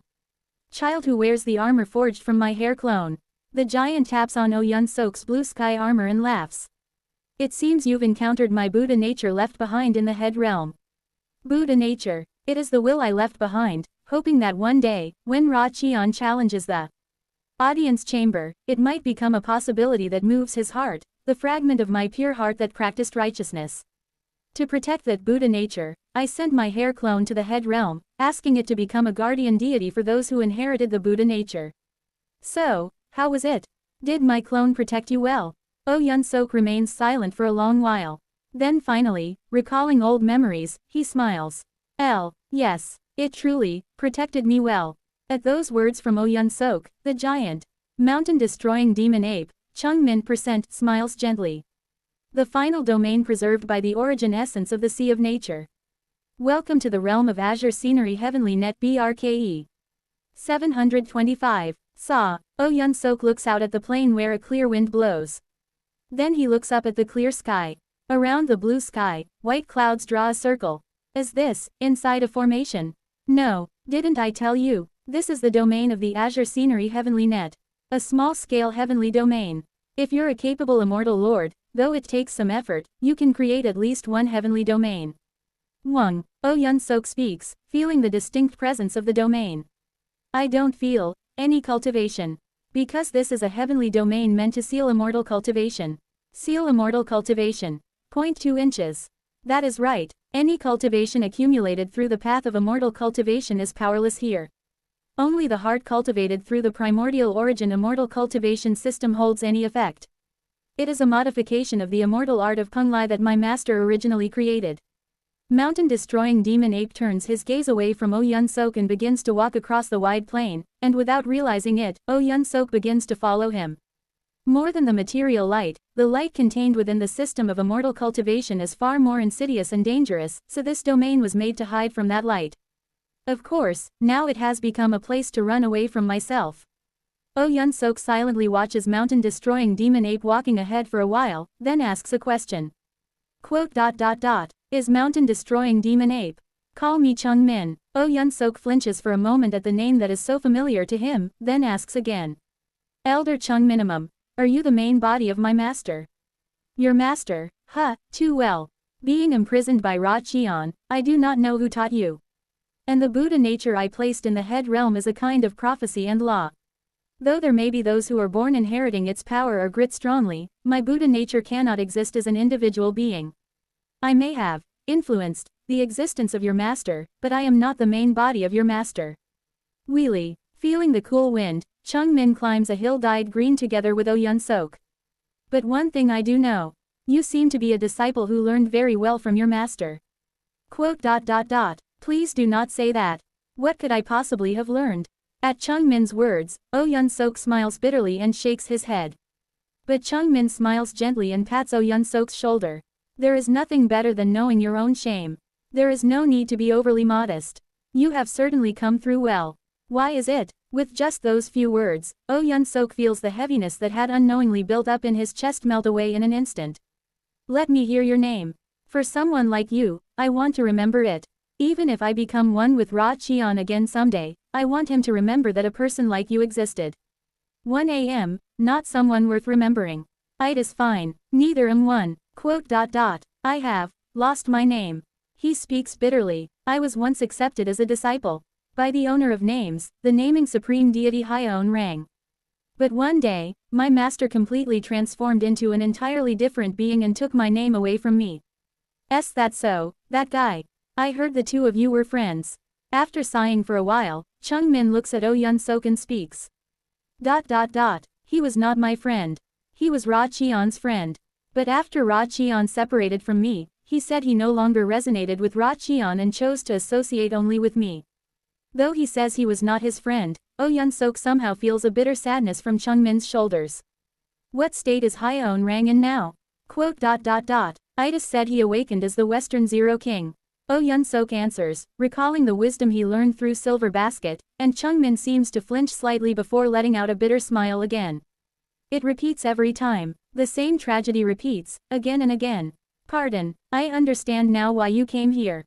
You came to save your master, Hyeon Rang, didn't you? At Chung Min's question, Oh Yun-sok nods. Yes. To save master, I will become a heavenly king through the origin essence of 7 stars, and after becoming a heavenly king, I will escape from the belly of the great mountain supreme deity and confront master, and I will save him. Do you understand what it means to save that one? Yes, I understand. To save him, it means, we'll have to kill him. Without killing him, can you kill your master? At that question, Oh Yun-sok lowers his head. One do not know. You must know. Whether you kill or not, if you don't set your resolve clearly, you will not be able to do anything. One do not know. Oh Yun-sok clenches his teeth. I don't know what the right answer is. I don't know anything. I've failed since Earth, and I've made nothing but regrettable choices. And yet, making a choice like killing my master with my own hands. How can I possibly make such a choice? Then are you saying it is fine if someone else kills your master? For example, the great mountain supreme deity Ra Qian who will one day try to swallow all of Mount Sumeru. That's not it. Just, you do not know what is right, or what choice will leave you without regret. Yes, Oh Yun-sok answers with shame. He's come this far thanks to one sentence from Seo Un-yun. But now, when mountain-destroying demon ape asks, will you kill Hyeon Rang? He realizes he cannot make that decision. You are a child who is like chaos. Because every decision has brought regret, a child who will endlessly hesitate over every choice that lies ahead. Quote, Yes, that's the kind of person I am. Please, Senior Demon Ape, please give me the answer. No, I did not start speaking to give you an answer. Pardon, if you do not know anything, then sit here and contemplate. If you know nothing, do nothing. Do nothing, and endlessly anguish until you find the answer. That is all I have to say to you. 0 to 0 mountain destroying demon ape. 0.2 inches. Oh Yun-sok's eyes widen. He thought this being might push his back like Azure Tiger Saint, or give him an answer like Silver Basket, or guide him like Seo Un-yun. The mountain-destroying demon ape standing before him was the one who had influenced Azure Tiger Saint and could even be considered a kind of fellow peer of Seo Un-yun. He never expected such a reply from him. Sit, and practice repentant enlightenment. That is, one will not force you into pain-ridden repentant enlightenment like Ra Qian. But the answer is surely within you, so I will let you find it yourself. Slightly dumbfounded at those words, Oh Yun-sok follows Chung Min's instruction and crosses his legs into a lotus position, sitting down. On the spot, whether you should kill your master or save him. Whose power you will borrow. How to push through what lies ahead. All the answers lie within you. Until you find them, do not rise. And no, wait, Senior Demon Ape, no, Senior Chung Min. Oh Yun-sok is taken aback and tries to stand up to speak to Chung Min, but in that moment, he feels his body grow immensely heavy. He cannot move at all in the lotus position. Some strange pressure is pressing down on him. Even when he tries to activate the immortal arts he learned from Silver Basket, or the techniques he's honed until now like Azure Wing Heavenly Shatter, nothing works. Inside this domain of Azure Scenery Heavenly Net, it seems as if all cultivation is sealed. Damn it, even his physical body, trained up to Great Net Immortal, is sealed off. It's as if Qi itself is sealed. His powerful flesh and blood energy are thoroughly suppressed, and so Oh Yun-sok can only sit there, unable to move, staring at the blue sky and the green field. There's no time, Senior. If I stay like this, I'll die from the aftermath of having my name taken by Master. Senior. However, Chung Min, standing beside him, no longer replies. He simply turns his back and walks off somewhere within the formation of the Azure Scenery Heavenly Net. In this current state, where even turning his head is difficult, Oh Yun-sok bites down on his lip, feeling as though he might faint. Damn it, no, if it goes on like this, won't be able to do anything. Countless worries flash through his mind. But suddenly, another thought arises within him. Perhaps a terribly cowardly one. If I stay stuck here like this, maybe I won't have to kill Master with my own hands. Then, maybe I can leave it in the hands of Seo Un-yun or someone else. After all, I'm being held by an irresistible force anyway. Yeah, maybe, in a way, this turned out for the better. And so, Oh Yun-sok begins to sit blankly, staring up at the blue sky of the Azure Scenery Heavenly Net. Turning his back on a problem he might be able to resolve if he just contemplates a bit, and choosing instead only the easy path laid before his eyes, trusting in his own grit, he thus begins to kill time in that place. A day passes. 10 days pass. 100 days pass. A year passes. Oh Yun-sok sits atop this hill where he can see the vast plain and sky at a glance, continuously thinking. I made the best choice. There's no way I can break through the immortal art and domain of mountain-destroying demon ape Chung Min with my own strength. That's impossible. Instead, let's gather strength here. How could I kill Master with my own hands? Surely Seo Un-yun will take care of it this time again. I've suffered enough. I already went through hell crossing the corpse mountain blood sea of the great mountain supreme deity. Even if I gain the origin essence of 7 stars, won't I have to go through that hell again to return? Even if Silver Basket lent me wisdom, can't do it. I don't have the confidence to escape from the great mountain supreme deity. So, let's just hold my breath here. He thus steels his resolve to sit in this place for 10 years, 100 years, even 1,000 years. Rationalizing it in any way he can. As he faces the blue sky within the domain of Azure Scenery Heavenly Net and practices repentant enlightenment, Oh Yun-sok's consciousness gradually clears, and he begins to feel his strength accumulating. Of course, no matter how much he gathers, that power cannot be used within the domain of Azure Scenery Heavenly Net, but that doesn't matter. Oh Yun-sok simply lives quietly, believing that Seo Un-yun will one day make good use of the power he has gathered. Because no matter how many questions he asks himself, escaping from this situation is impossible anyway. Maybe this is actually for the better. Rather than getting captured and tortured by the great mountain supreme deity, being caught by mountain-destroying demon ape and peacefully practicing repentant enlightenment until Seo Un-yun comes to save me is much more. Is it really okay to live like this? Then, as Oh Yun-sok continues to rationalize while sitting, he frowns at a certain voice. Is it really okay to live like this? Of course it's not okay. But what am I supposed to do? I can't do anything right now. Quote. Let's have some grit. Oh Yun-sok clenches his fists tightly and closes his eyes. There's nothing he can do anyway, so trying to do something here is meaningless. So, it's not that living like this is okay, but rather that he has no choice but to live like this. Oh Yun-sok tries to move by telling himself that it's okay. Is it really okay to live like this? However, that voice continues to echo in Oh Yun-sok's heart. Of course it's okay, because I'm bound with no other choice. Is it really okay to live like this? Boo-doo-dook. He grits his teeth. Blood flows from his gums. Just what do you want me to do? The doubt that has been lingering in his mind for a while. Oh Yun-sok grits his teeth and shouts toward that question. I can't do anything, can I? You want me to kill Master? You want me to tear through the belly of the great mountain supreme deity? You want me to break free from the binds of mountain-destroying demon Apel? Just what am I supposed to do? Even borrowing strength from Silver Basket is not enough. Someone like Seo Eun-yun has always done everything until now anyway. Won't someone do it again? So please just, is it really okay to live like this? Please just leave me alone. Oh Yun-sok knows, this is his heart demon. And through this heart demon, he poignantly feels why the great mountain supreme deity severed mountain-destroying demon ape. What do you want me to do? Mountain-destroying demon ape says the answer is within Oh Yun-sok. But Oh Yun-sok cannot feel it. No, perhaps he doesn't want to acknowledge it. Everything he has called grit, until now may in truth be cowardice, and perhaps he simply cannot admit that he is a cowardly, petty, utterly filthy piece of trash. What more do you want from Mel? Back then, I took Seo to the hospital properly. Whether she liked me or not, it was Big Brother who was responsible for her. I wasn't her parent. Same for my daughter. Back then, I was clearly in a meeting when she contacted me saying, my stomach hurts a bit. Can you take me to the hospital? But it wasn't a meeting I could just leave, and she clearly said, it's fine if you're 10 minutes late, so take your time. There wasn't a single problem until then either. It's the same even when I was kidnapped in the head realm. At the Azure Heaven Creation Sect, Master was beating me senseless every day, so how was I supposed to worry about my other comrades in that state? And, Oh Yun-sok can't continue. He tries to talk about the other daughter he met in Punglai Island, but the words don't come. You trust Dad, right? Those were the words he personally said to her when they parted. Unlike everything he's said up to now. At least for that child, Oh Yun-sok had been her guardian, and with his own mouth, he had told her he would be back after just a few nights. And, Oh Yun-sok could have, at least by asking Seo Eun-yun for help, gone back to Punglai Island, or found an opportunity through Seo Eun-yun to rescue that child again.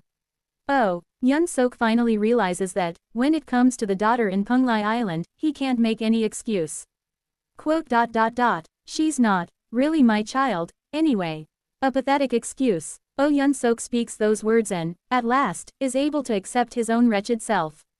Then, shouldn't I have done whatever it took to save my real child? No matter what it took.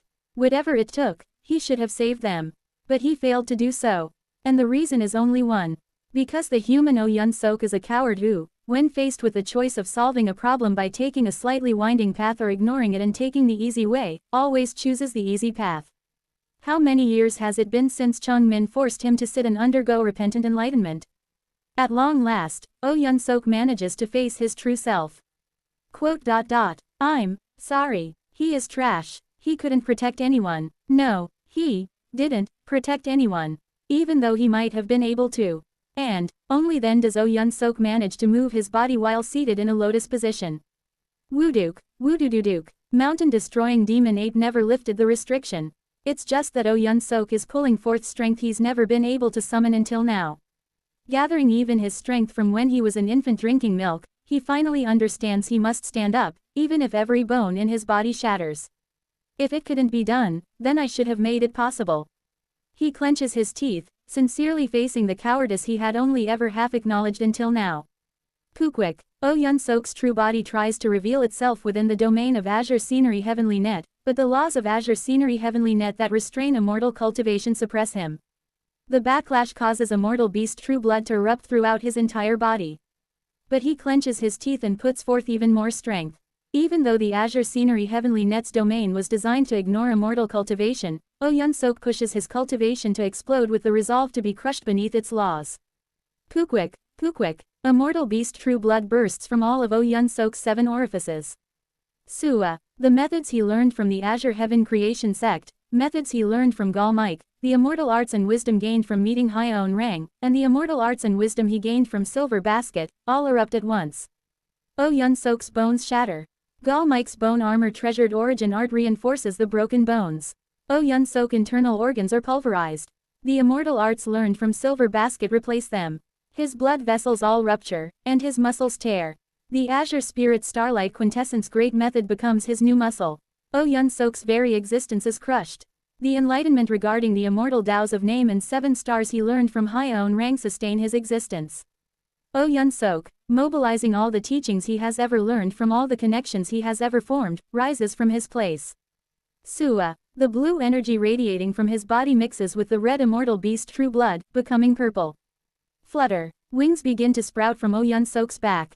At last, and at some point, mountain-destroying demon ape has appeared behind him, smiling faintly. I can see your name now, Oh Yun-sok.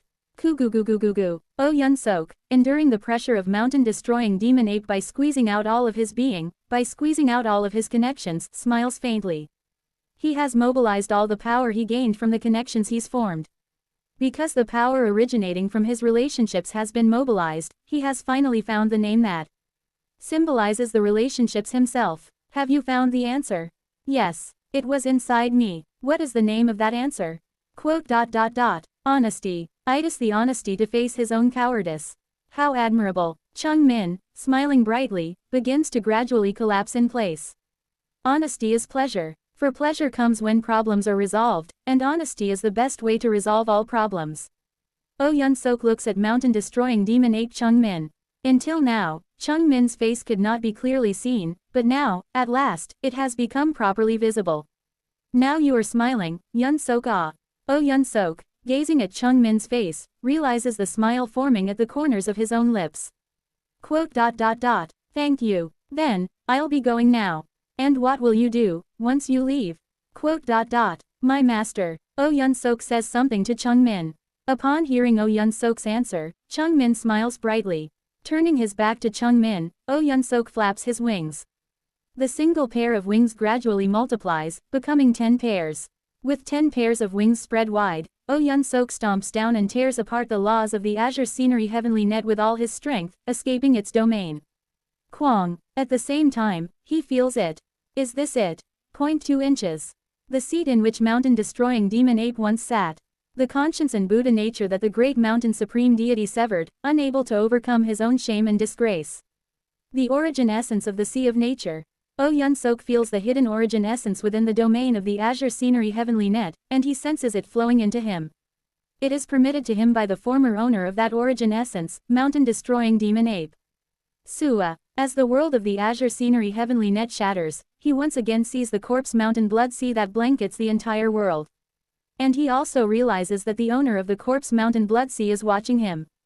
But Oh Yun-sok pays it no mind and begins to expand his body, projecting his presence across all directions. The power of the origin essence mixes with Oh Yun-sok's absolute. At the same time, Oh Yun-sok feels his perception change. Having lost his name, he cannot exist as a named being. But having come to know meaning, he can, albeit only, temporarily, reach that realm. One who invokes the absolute. Heavenly venerable rank. The realm of Heavenly King. Ku-gu-gu-gu-gu-gu. The nameless Heavenly King of Avidya reveals his colossal form that has become primordial chaos itself, and turns to face the owner of the corpse mountain blood sea who glares at him. Who are you? The great mountain supreme deity GWAKM asks, and the nameless Heavenly King answers. 11 a.m. Oh Yun-sok.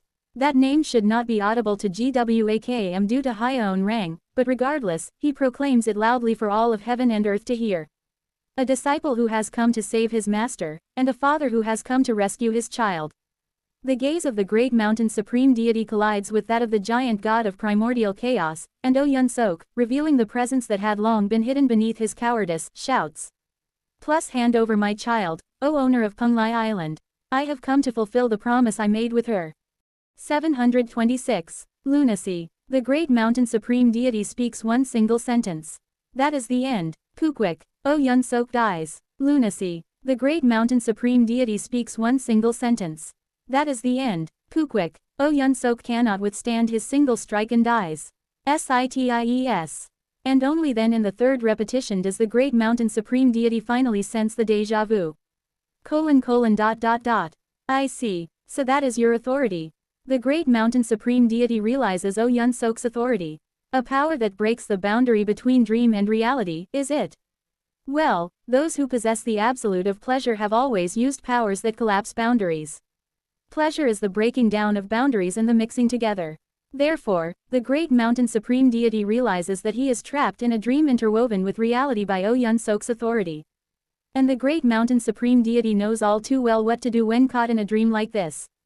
He has battled and devoured true immortals who reached the pinnacle of illusion and dream arts thousands and tens of thousands of times. This much is but a minor trial for him. Even if everything is a dream, pain alone is reality. Kuring, kururururung, kuog, og, ua, kiat. From the corpse mountain blood sea of the great mountain supreme deity, red blood lie a volcanic eruption begins to surge violently. The great mountain supreme deity is torturing the corpse mountain blood sea and synchronizes that pain with himself. Pain alone surpasses all and exists. Pain alone is not a dream. Kugugugugugu. The god of great mountain pushes himself into agony and begins to separate reality and illusion once again. Resisting the authority of the absolute, he starts tracking Oh Yun Sok's location. Where did you run off to, you bug? Calling an ender who has reached the heavenly venerable rank a bug, the great mountain supreme deity senses the sea of chaos. Yet, he cannot find the existence called Oh Yun Sok anywhere. Suuaa. As Oh Yun Sok temporarily rises to heavenly king, he becomes aware of his authority. Authority. Primal chaos world JB. Manifesting the very first chaos where everything was vague through his own body. He becomes the primordial chaos. And as he transforms into that very primordial chaos, he understands. Perhaps dream and reality were never different to begin with. This world is someone's mental world. No, perhaps all worlds including Earth are merely the mental world of certain beings.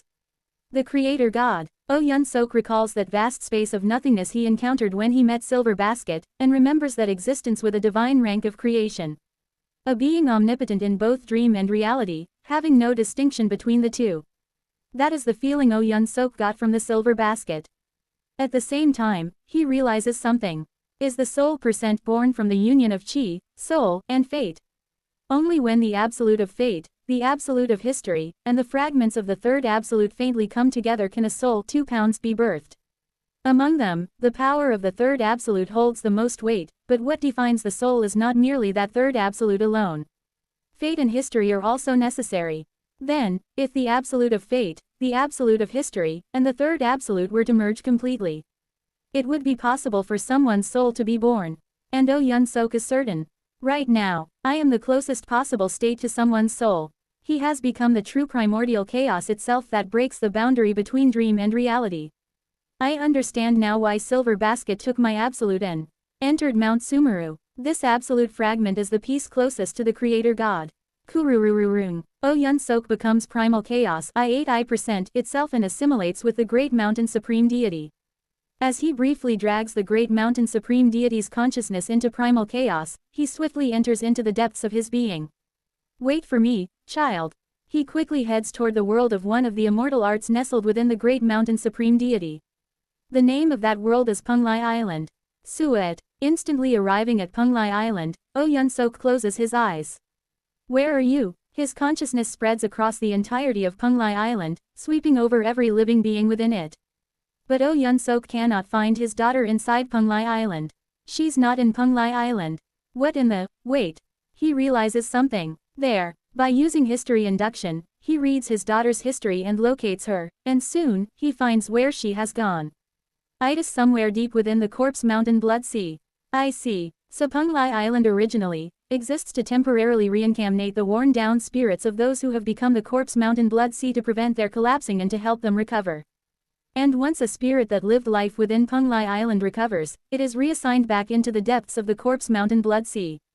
Now aware of the cruel truth of Punglai Island, Oh Yun Sok opens his eyes wide. Within that corpse mountain blood sea, my child. How painful it must have been for you. He reads it. Through history induction, his daughter's history becomes visible to him. Having found her location, Oh Yun Sok takes his stance right then and there. Flap, flap, flap. 10 pairs of purple wings that have sprouted from his back flutter strongly, focusing all his energy into his fist. But Oh Yun-sok's eyes gleam. Not enough. It's not enough. More. To rescue his daughter, he must squeeze out even more. The great mountain supreme deity is already regaining his senses within the primal chaos world and beginning to search for him. There's only one chance. A slow method like finding his daughter, waking her up inside the corpse mountain blood sea, sharing a tearful reunion, preparing to escape, and then escaping, will not work. What is needed now is not a tearful reunion, but swift and decisive action. Flash. Kuog. Ot. The corpse mountain blood sea houses it sheds blood red tears like lava. Immediately after, the consciousness of the great mountain supreme deity awakens and scatters across the entire outer sea to detect Oh Yun-sok. Perhaps because he has not fully awakened from the primal chaos, he fails to recognize Oh Yun-sok who resides within him, but that too is only a matter of time. 12 seconds. If I don't finish this within that time, the great mountain supreme deity will detect Met. Boo-doo-dook. Oh Yun-sok feels rage. He rages at the fact that he must pour all his focus into fleeing, without even taking proper revenge on the devil god who tortured his daughter. But for now, let's think of only this. 11 seconds. Oh Yun-sok pours his entire mind into his fist. Kururururung. The power of primal chaos gathers entirely into his body, and with the power of the 10 pairs of wings, the form of a purple dragon wraps around his right arm. Not enough. Originally, Azure Wing Heavenly Shatter is meant to be unleashed with both fists in succession. But Oh Yun-sok condenses the full potential of both fists into only his right hand. 10 seconds. More. Woo-dook. Woo-doo-doo-dook. Oh Yun-sok's right arm begins to fracture under the excessive compression of power. The body he reconstructed with every method he had ever learned begins to crack instantly. More it. But Oh Yun-sok pays no mind and draws forth even more power. Being inside the great mountain supreme deity, Oh Yun-sok can feel the supreme deity's power the most vividly. Something like this is not enough. He must squeeze out more. More it. Kwaik. Another pair of wings bursts forth from Oh Yun-sok's back. In addition to 10 wings, an 11th pair forms. More it. Oh Yun-sok begins to burn his life. His life force, which has reached the level of a heaven-earth great net immortal, the power of fate and history, the strength of his immortal Tao and origin essence, all of it ignites and condenses into his right arm. Another pair of wings bursts from his back. 12 wings. Please, O gods, O Lord of Heaven, Buddha, the One God, the Underworld, Heavenly Venerables, Seo Unyun. Please grant me strength. Just once. A tremendous strength. Do-do-do-do-do-do. Oh Yun-sok's hair begins to turn white as he burns through his very life as an undying. His hair now looks like the ashes left behind after something has burned away. Astounding. Though it is only one fist, a sprout. And as he hears the odd voice of Silver Basket in his ear, Oh Yun-sok throws a single punch with all his might and praise. Please give me the strength to save my family. Flash. Oh Yun-sok's now ashen hair begins to shimmer faintly and starts to even emit a silver-like glow. The area around Oh Yun-sok, which had been shrouded in purple, now becomes enveloped in silver.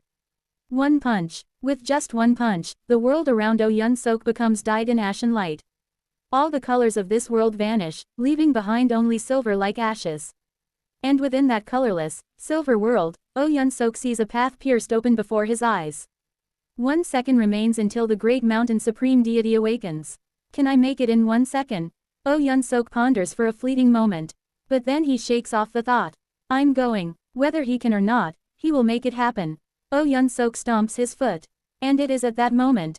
Suot. A sword overlays Oh Yun-sok's body. Itis, a sword bearing the form of impermanence, a colorless sword. With a tingling feeling rising from his chest, Oh Yun-sok senses a paper flower blooming from his heart.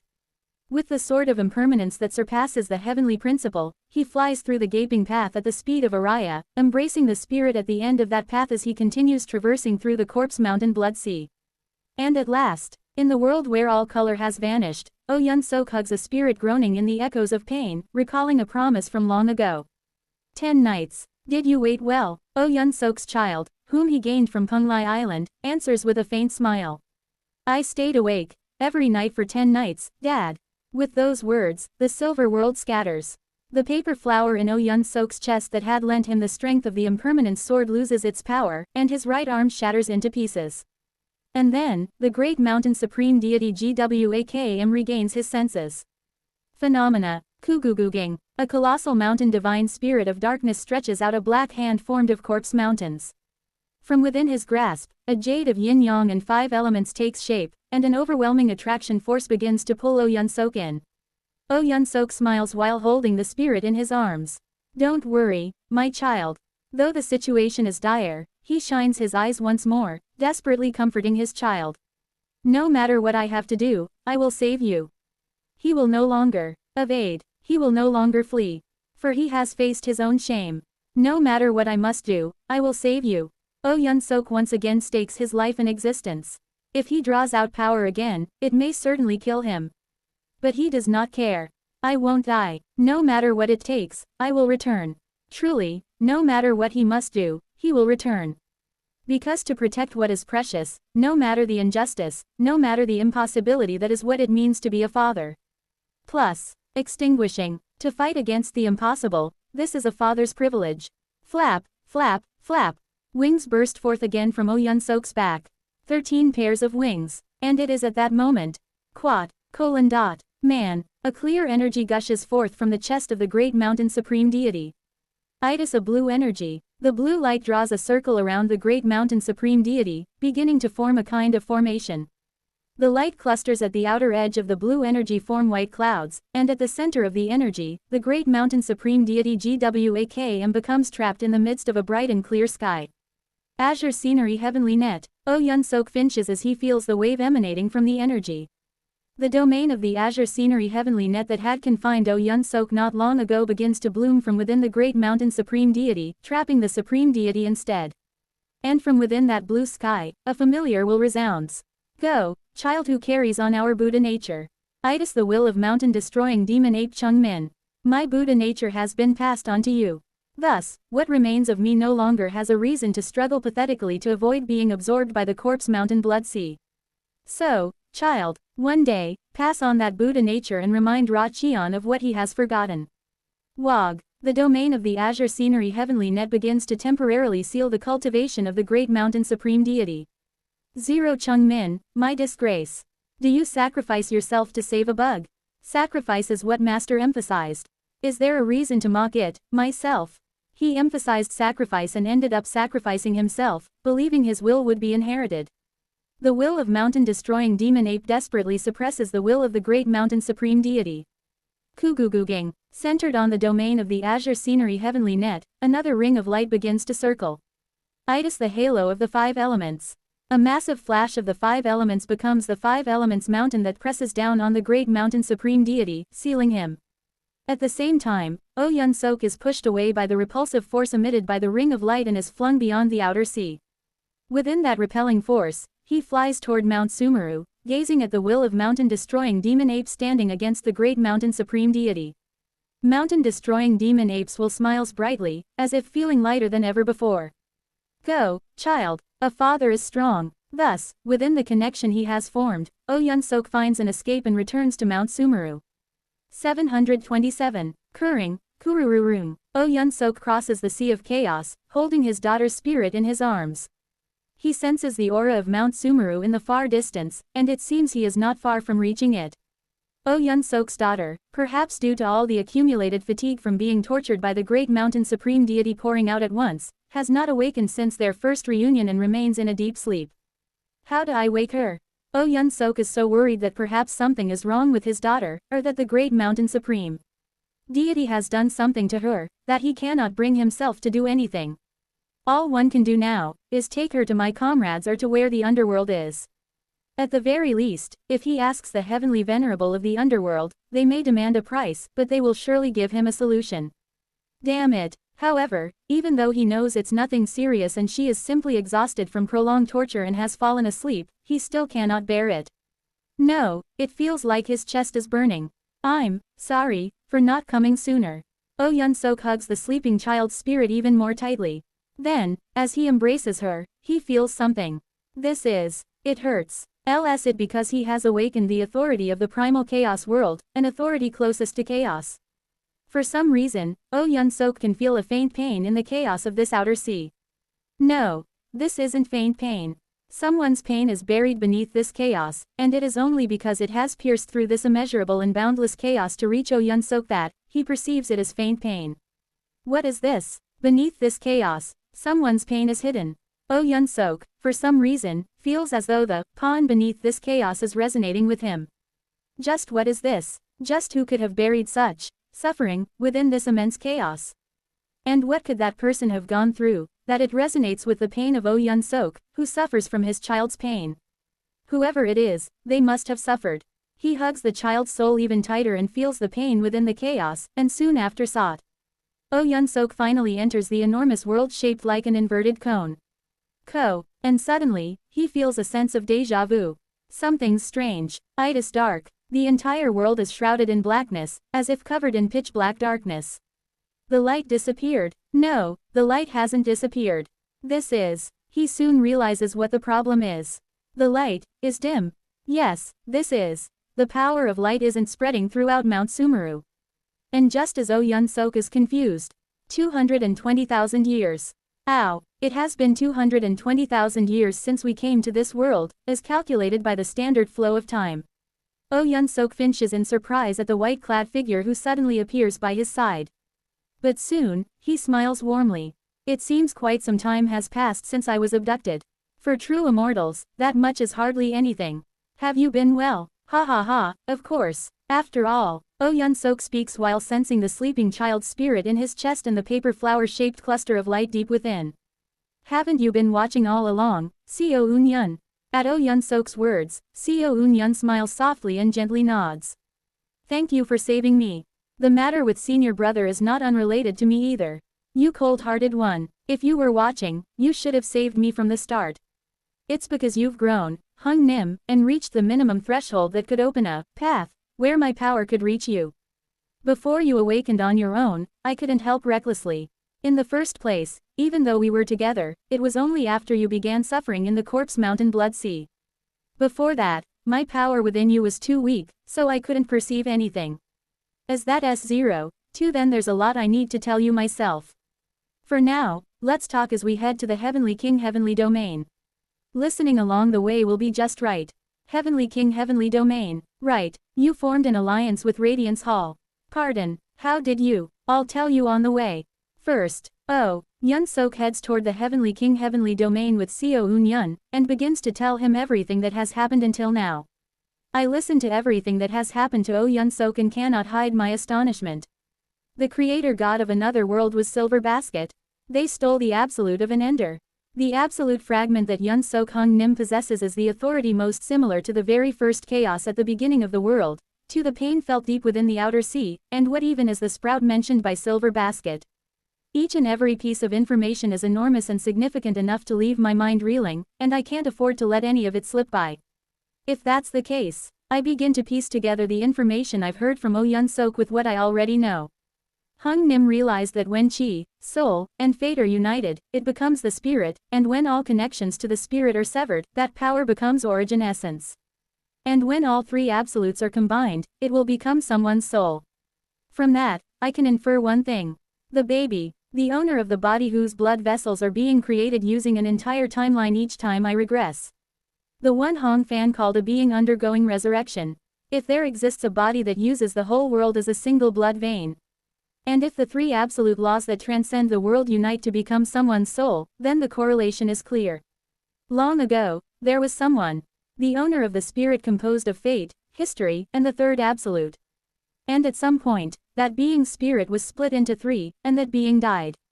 Otherwise, there's no way Hong Fan would have said, upon first seeing I, that it was resurrecting. If they haven't died, then there would be no need to speak of resurrection at all. And, if I compare it to the being called Silver Basket, who is the creator god of another world, perhaps that being is the creator god. The one who created this world. Not merely the future king who created Mount Sumeru, but the absolute being who created the 6 heavenly domains that became materials for Mount Sumeru and even chaos itself.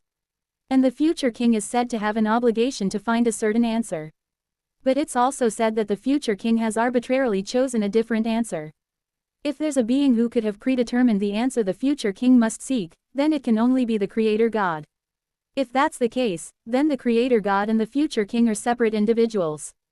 The creator god once existed but died, and upon death, their soul was split into 3 absolutes, and they set a directive for the inheritors of their soul to find a certain answer. As I form various hypotheses from the information O Yun Sok has brought, I guide him toward the Heavenly King Heavenly Domain. Quote. I've listened well. I, too, would like to meet that being called Silver Basket. Well, they seem to view you quite favorably. So if you delve into purple soul filling the heavens deeply someday, you might get to meet them as well. I'm not so sure. I don't want to meet them through purple soul filling the heavens. Is there a reason? Quote. Well, for one, my current altered, gracious soul filling the heavens, has become entirely separate from the original. It's something completely different now. I see. Oh Yun Sok seems to accept that easily enough, but in truth, even if gracious soul filling the heavens had completely retained the original attributes of purple soul filling the heavens, I never had any thoughts of using this immortal art to contact Silver Basket. Silver Basket. The first time I encountered purple soul filling the heavens was within the throne of Kunglai Kingdom in the ancient Force realm. It was when Yuk Rin seized control of my body. It is through Yuk Rin taking my body that I came into contact with purple soul filling the heavens. In the end, the essence of it is an immortal art that steals the body. Though it is also an immortal art that symbolizes the will passed from past to future, there is no denying that it is specialized in stealing bodies. There's no need to look too deep into it. After all, the immortal art used by Blood Yin to seize Vast Cold's body was purple soul filling the heavens. Tainted soul filling the heavens, which originated from purple soul filling the heavens, is also an immortal art that replaces others with oneself. The tainted soul filling the heavens, which evolved after being passed to Ohai Seo, is an immortal art that makes others into one's slaves.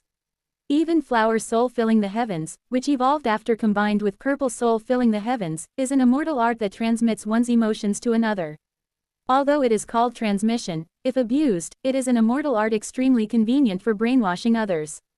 Only when Ohai Seo's tainted soul filling the heavens and my flower soul filling the heavens met and evolved, gaining entirely different attributes, did it become an immortal art that transcends space and time to reach a chosen coordinate. But the original purple soul filling the heavens is a power specialized in enslaving others and seizing their bodies. Above all, the strongest evidence is. Only now when I hear Oh Yun Sok's words and try to perceive it do I finally notice it. It is the desire of Silver Basket that I sense through Oh Yun Sok as a medium. Is it because I can reach even into the domain of undying beyond Araya consciousness through Martial Pinnacle? I can sense the faint desire of some being emanating from Oh Yun Sok as a medium. It is so faint that, if I hadn't deliberately focused my mind after hearing Oh Yun Sok explain Silver Basket in detail to detect this being, I might have missed them at all. That is how faint the presence is. Even then, had that being not held some kind of desire toward me, I might not have sensed it at all, and even now, I have no idea where that being actually is. Silver Basket is perhaps a being who desires the bodies of those who have developed what they call a sprout. I grow wary of Silver Basket's goals. However, since Oh Yun Sok seems to have received grace from Silver Basket, I refrain from speaking ill of them in front of Oh Yun Sok and instead explain the current situation. Currently in Mount Sumeru, we have barely succeeded in sealing the naming Supreme Deity inside the Heavenly King Heavenly Domain. Right at the center of the Heavenly King Heavenly Domain, in the Palace of Radiance. Once the naming Supreme Deity awakened and realized that Oh Yun Sok, who he tried to use as his hostage, had vanished from his body, he immediately tried to head to the Sun and Moon Heavenly Domain, to the Head Realm. It was only natural. As nothing more than an ordinary Supreme Deity, the naming Supreme Deity would have known that without a hostage, he would be instantly killed by me, Jaeon Myung-hoon, Kong Min-hee, and the Radiance 8 Immortals, beings of heavenly venerable rank. He must have intended to obtain the heavenly void furnace in the Head Realm that he used in his past life as well to subdue the Radiance 8 Immortals, and then borrow the power of the Head Realm to endure against us as long as possible. And in the end, while attempting to pass through the Heavenly King Heavenly Domain in pursuit of the heavenly void furnace, he was captured by the Radiance 8 Immortals. In truth, if it's the Radiance 8 Immortals in their original state, they would be able to subdue someone like Hyeon Rang in an instant, but it turns out, the authority Hyeon Rang wields as the rightful heir of the Head Realm is something not even one of the heavenly venerable rank can stop. In the end, to seal the power of history revision that Hyeon Rang uses as the heir of the Head Realm, the Radiance 8 Immortals imprisoned him where the power of fate is most potent, in the Palace of Radiance within the Heavenly King Heavenly Domain. Then they formed a formation gathering the light of the entire Heavenly Domain to seal him. If it were you, you could have stopped Master before the damage became that severe. Well, that is certainly true. However, I shake my head. If it had been before he was confined in the Heavenly King Heavenly Domain, then maybe so. But after he entered the Palace of Radiance, after he began using history revision like mad to escape from within the palace, from that point on, even I could no longer kill him. What? 2. Taking the confused Oh Yun Sok with me, I arrive at the Heavenly King Heavenly Domain. In an instant, we reach the center of the Heavenly King Heavenly Domain, where the Palace of Radiance stands. There, we witness the 8 immortals applying pressure from 8 directions, forming hand seals and binding the palace tightly with the power of prophecy. Tens, hundreds, thousands of prophetic stars form constellations, sealing the center of the palace. And at the very center of the palace, something familiar comes into view. It is a taiji. That's. Oh Yun Sok's eyes tremble. I gaze at the taiji and let out a bitter smile. That taiji resembles the form of a fetus. Continuously drawing on the power of the head realm, he lost his reason and became such a bizarre being. Should we call it a second awakening? No, perhaps it's not an awakening at all, but that he simply returned to his essence. Kong Min Hee, the Radiance 8 Immortals, and I, we've found a way to defeat that thing. Kong Min Hee reads its laws, I read the flow and heart emanating from it, and the Radiance 8 Immortals read the histories recorded in Radiance Hall to discover a way to kill Hyeon Rang, who has transformed into that form. In the end, the conclusion is this: to kill Hyeon Rang, we must draw out the human heart he holds. And the most important part is my regression. Even if we kill Hyeon Rang, he could come back to life if I regress, so after killing him, we must completely seal his origin essence. And the sealing method is history repetition. While observing the Hyeon Rang who has turned into that form, we arrived at one conclusion. Hyeon Rang is the spirit of a being who, in the distant past, was miscarried by a certain existence, lost all connections, and became an origin essence. Therefore, the only way to kill Hyeon Rang, who became a monster that recklessly borrows the power of the absolute of history, is but one. It is to use the absolute law exercised by that same absolute of history to kill him. To kill Hyeon Rang, just as we killed the awakened Sal Tree Heavenly Venerable, we must simultaneously extinguish the 3 Dantians. And in Hyeon Rang's case, 2 additional conditions are required to annihilate him using the power of history repetition. First, draw out Hyeon Rang's humanness from within that monstrous form. Second, in the state where his humanity has been awakened, the one to kill Hyeon Rang and the method used must resemble the manner in which the very first Hyeon Rang was miscarried.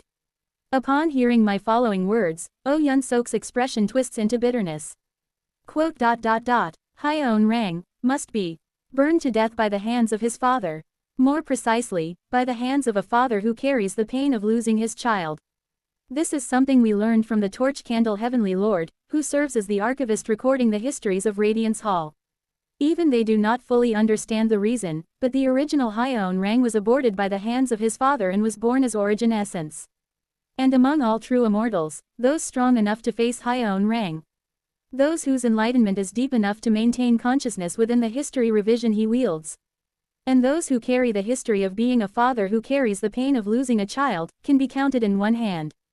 Me, Oh Yun Sok, Glass Peacock. Only the 3 of us among the true immortals carry the identity of a parent, the grief of having lost a child, as well as the strength and enlightenment to face Hyeon Rang. The method to kill the maddened Hyeon Rang. It is for us, in the role of a father, to burn to death the Hyeon Rang who has become an infant.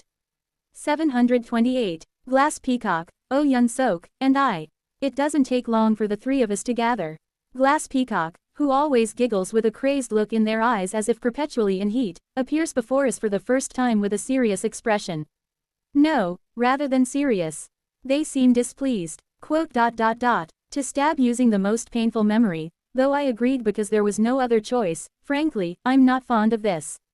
Having a faint concept of gender, they've violated countless beings and wandered about, at times impregnating others, at times becoming pregnant themselves.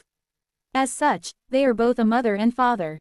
Having an enormous number of children and descendants, I've heard that Glass Peacock has had to watch offspring numbering at least in the quadrillions that died as they couldn't outlive Glass Peacock, or who were swept up and killed in the currents of fate. And perhaps because they carry the grief of a father, the very idea of killing Hyeon Rang through that sorrow seems very unpleasant to them. If I weren't granted the chance to carry out an operation with Azure Pung, I would never have agreed, even if it was a summons from Radiance Hall. Glass Peacock initially declared they would never join the operation. But when the heavenly venerable of the underworld said that Glass Peacock, in their state of a great net immortal, lacks the output alone and offered the chance to cooperate with Azure Pung, only then did they finally accept. Where is Azure Pung? I feel like I need to bury my face in their tail feathers to feel at ease. Don't worry. They're in the underworld for now. Out of concern you might pounce on them, but once the operation starts, they'll come. Damn it. Just where did my Azure Pung's tail feathers go? Glass Peacock grumbles while throwing a fit, as if the entire situation bothers them, and I exchange glances with Oh Yun Sok as we begin to take our positions. Eventually, even the complaining Glass Peacock gradually takes their position. I'll take heaven 5. Then I can take earth I take the upper dantian, symbolizing heaven. Glass Peacock takes the lower dantian, symbolizing earth. And naturally, Oh Yun Sok takes the middle dantian, symbolizing man A. For some reason, the Sal tree battle comes to mind and I smile bitterly. One way or another, it ends up with the disciple piercing the master in the chest. Perhaps this, too, is history repetition.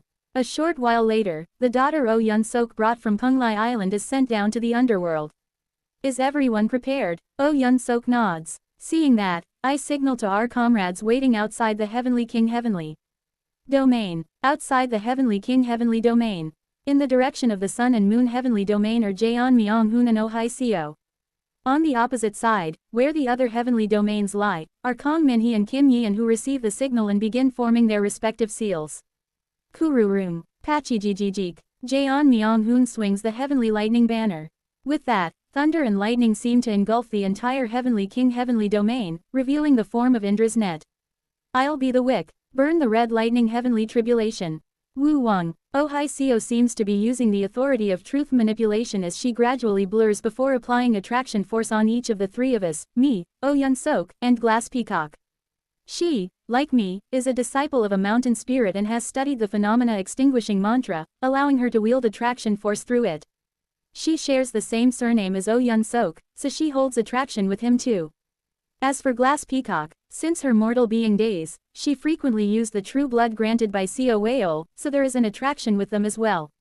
She shares a common thread with all three of us, making her an indispensable figure in this operation. In cases of an emergency, she will become our escape route. Kuguging. Immediately after, Kong Minhee begins to exert power.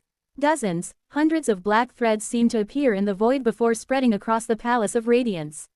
Mantra E5. A flower that has fallen once does not bloom again, only before the flowers fall does one remember the spring.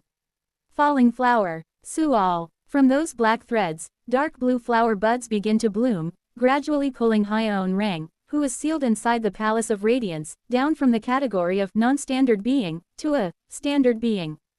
Under Kong Minhee's manipulation of rules, Hyeon Rang, who had been quite literally a taiji in the shape of a fetus, now begins to form a shape somewhat closer to that of a fetus. And Kim Yeon, as if resonating with Oh Hai Seo on the opposite side, begins to channel power to us through her connection with Oh Hai Seo. It may appear that she has no other role beyond acting as an additional power source, but in truth, her part is more focused toward what comes after this, so it is of little concern. The role she has taken on will shine even more after Hyeon Rang is defeated. Wu Wang. In any case, even just receiving power from her causes our energy to begin to surge.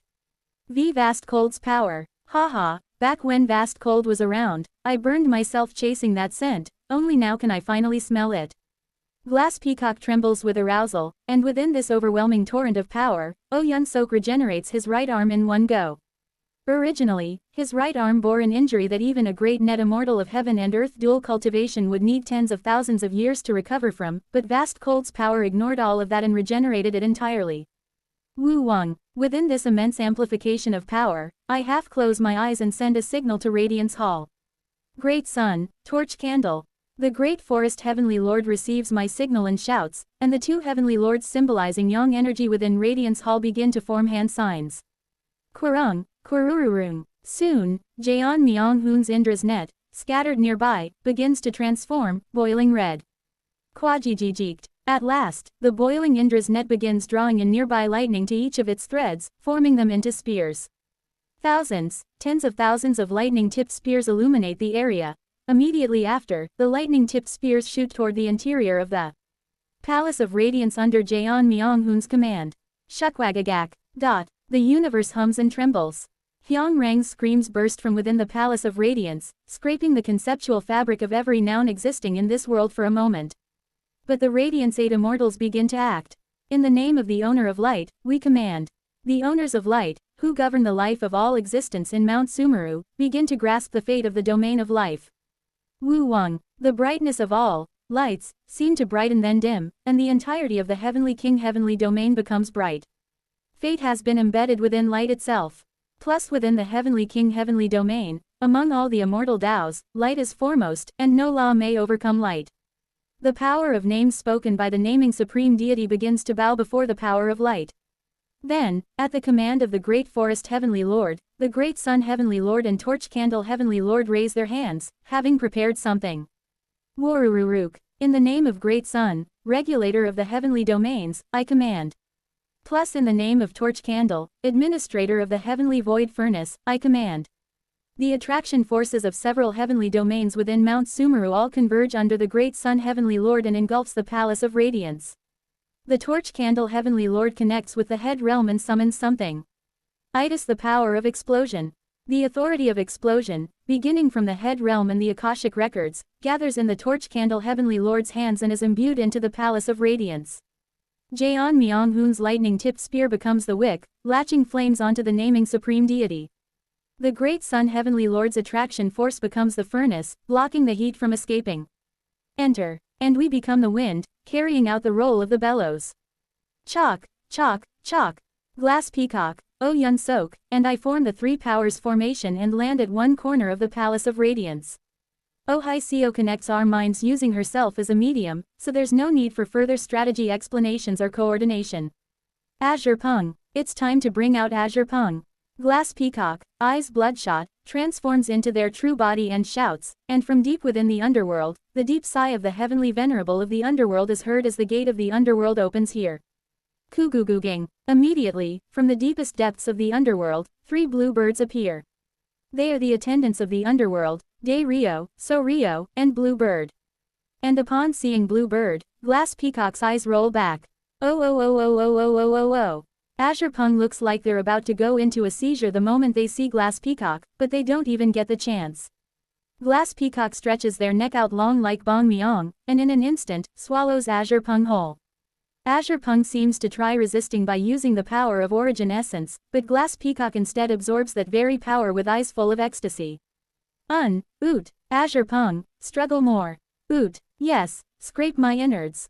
Oot, oh oh oh oh oh oh oh oh HK. In their main body, Glass Peacock begins twisting their body in ecstatic joy, and De Rio and So Rio, the siblings of Azure Pung, sigh at the sight and begin flapping their wings.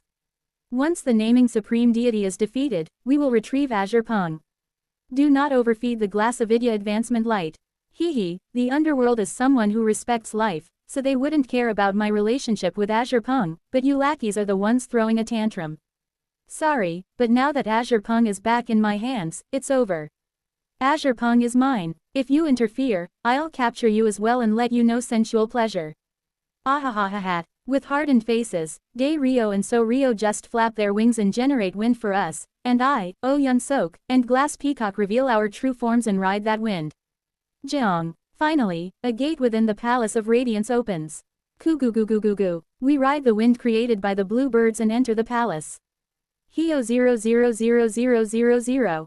The inside of the Palace of Radiance is bright. It's because the power of light is pouring in abundance, but also because Hyeon Rang is burning. Warururururu. The vast plain Kongmin he created inside the Palace of Radiance through falling flower can be seen. And at the center of that plain, something massive is burning. Itis Hyeon Rang. He burns in the form of a giant infant, and the closer we get to him, the more our essence begins to distort in a strange way. My body stretches like rubber, Glass Peacock suddenly turns into wood and stone, and Oh Yun Sok's presence, which had been blooming uncharacteristic of him, completely disappears again.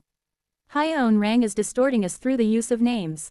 True forms with free shapes are even more easily swayed.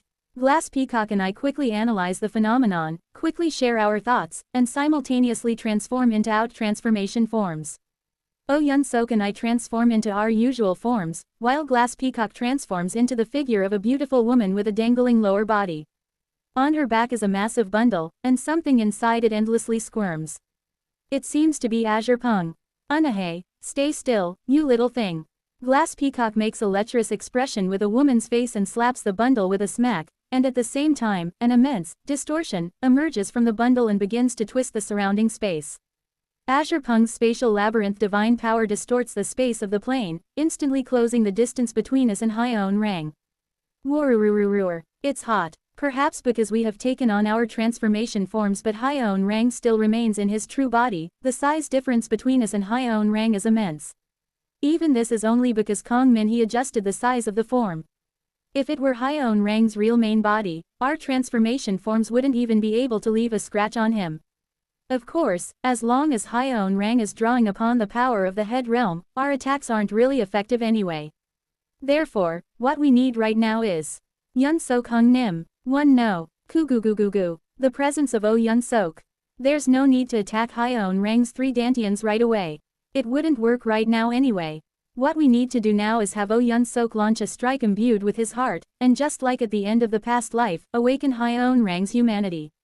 Kururururung. Wings seem to form behind Oh Yun Sok's back, and a purple dragon coils around his arm.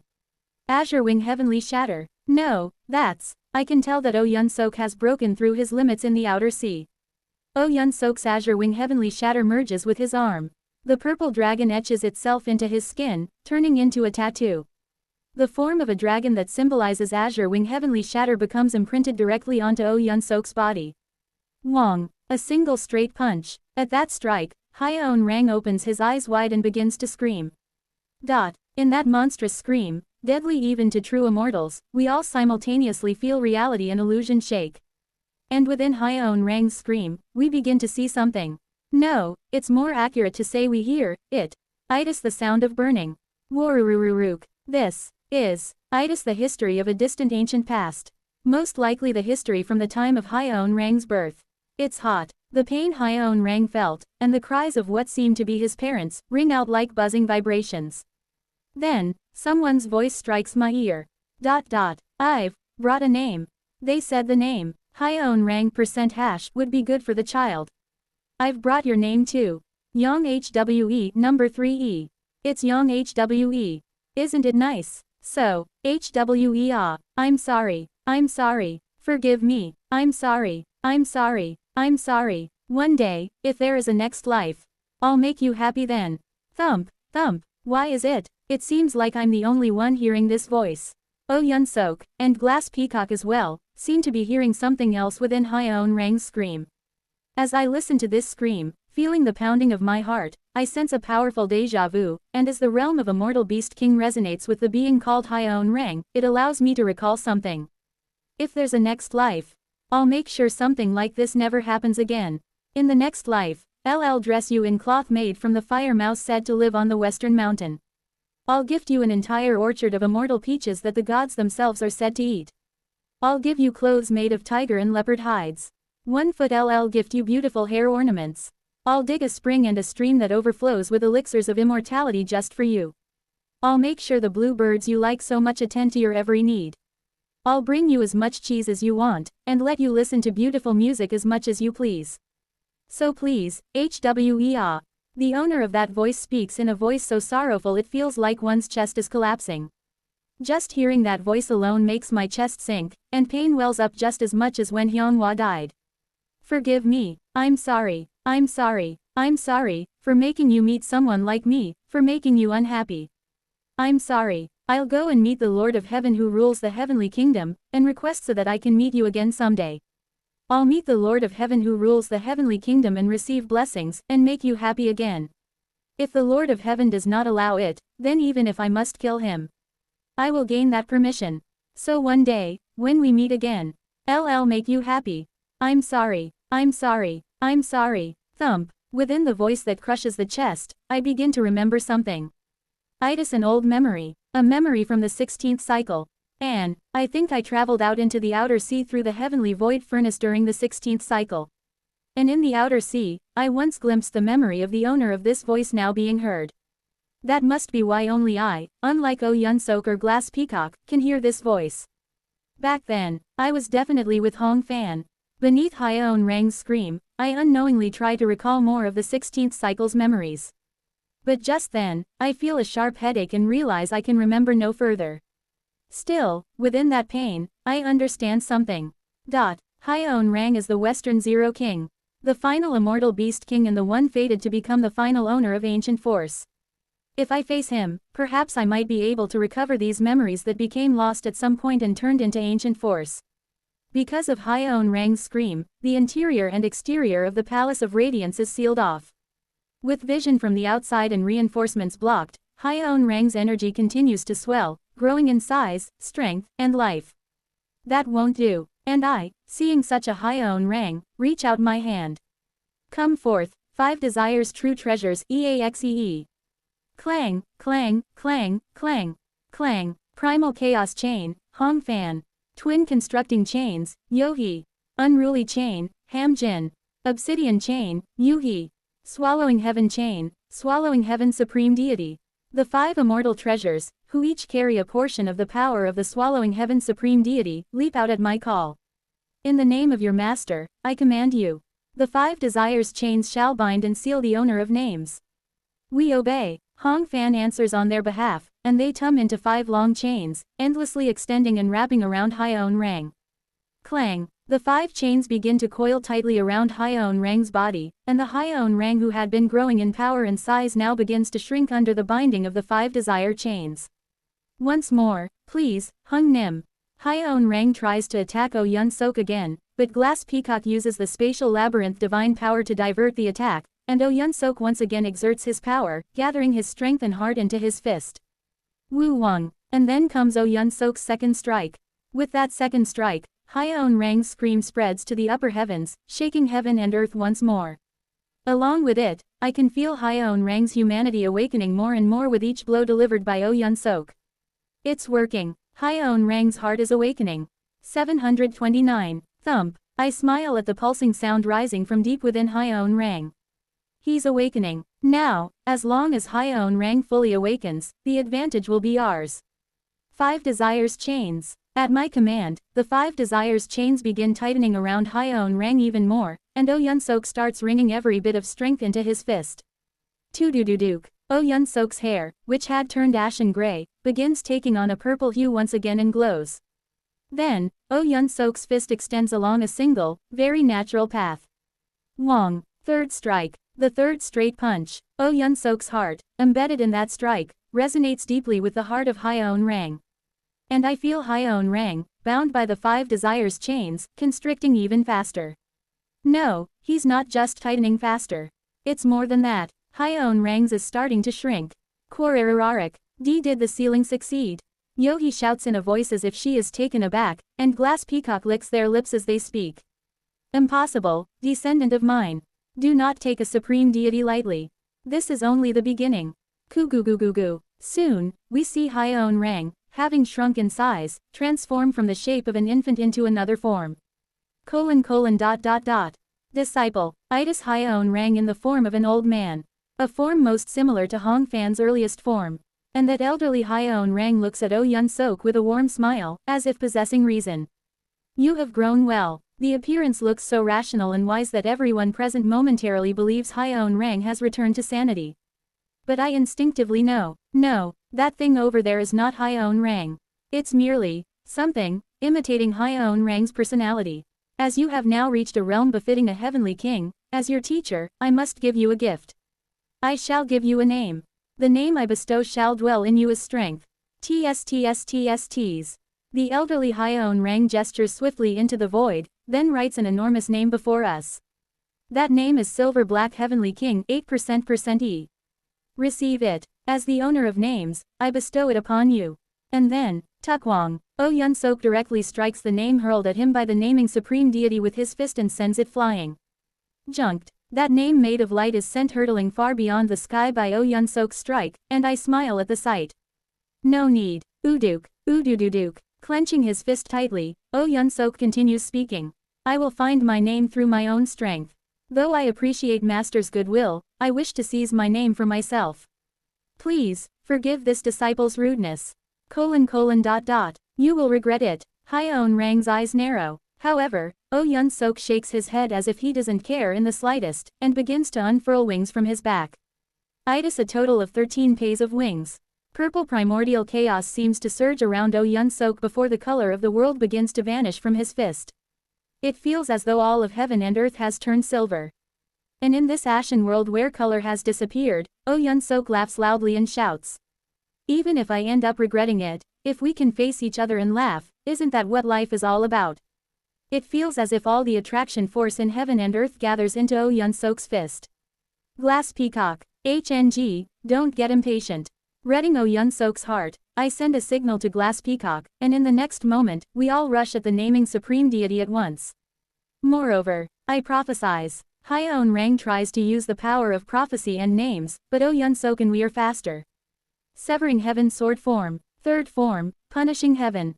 A candle dragon of starlight bursts apart Hyeon Rang's head.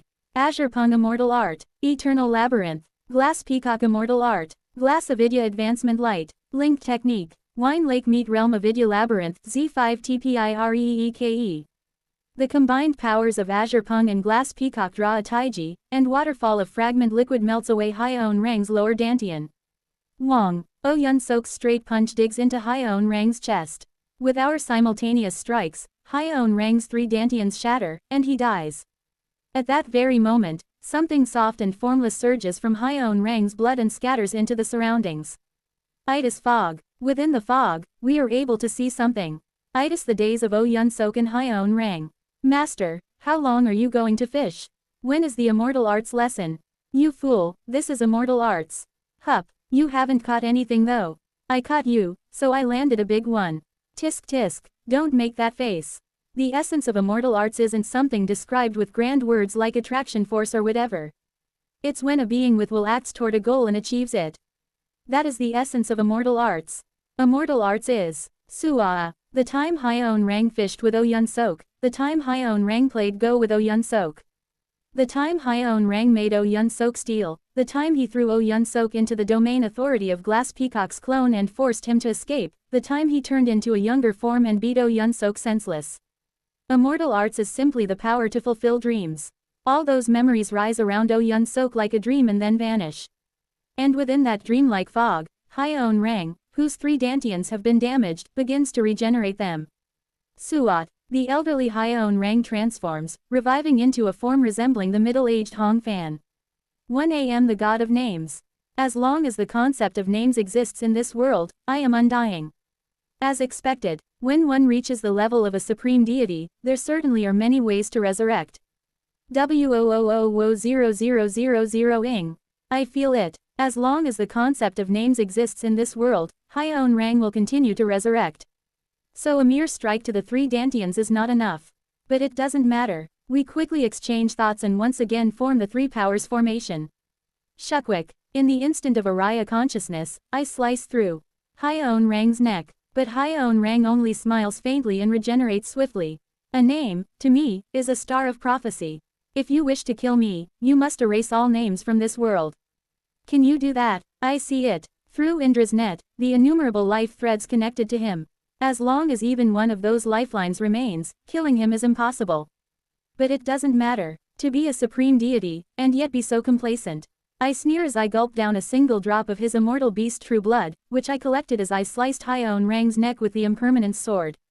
Well, it figures. A supreme deity probably wouldn't have much occasion to fight a cursed sorcerer. I am not someone like Kim Young-hoon, a true martial artist who stakes everything on martial arts. I am both a martial artist and a cultivator, and also a sorcerer.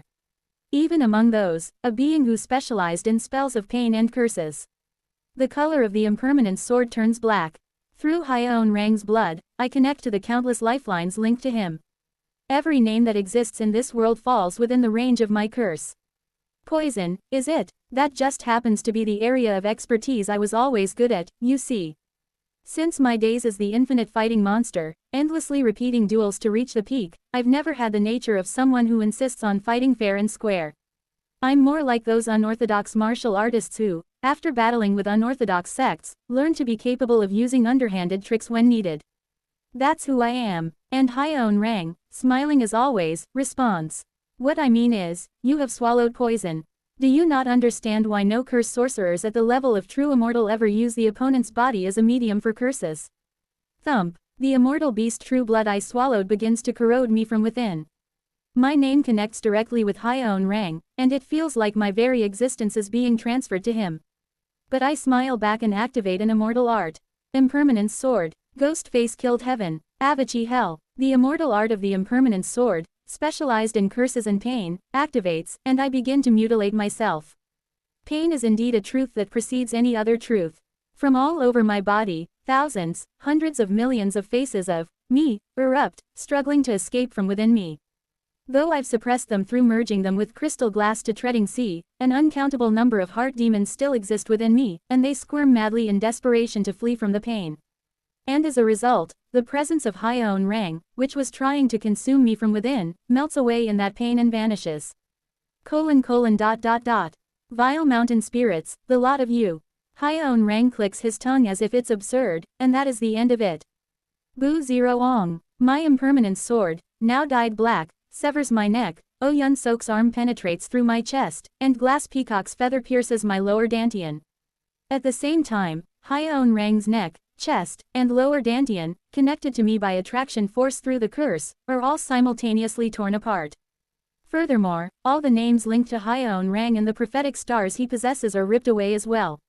I, having long since discarded the immortal title of crystal glass being bestowed by Hyeon Rang, and Oh Yun Sok, who never received one in the first place, suffer no shock at all. But the ignorant one Glass Peacock, suffering the most, collapses on the spot with their eyes rolling back and frothing at the mouth.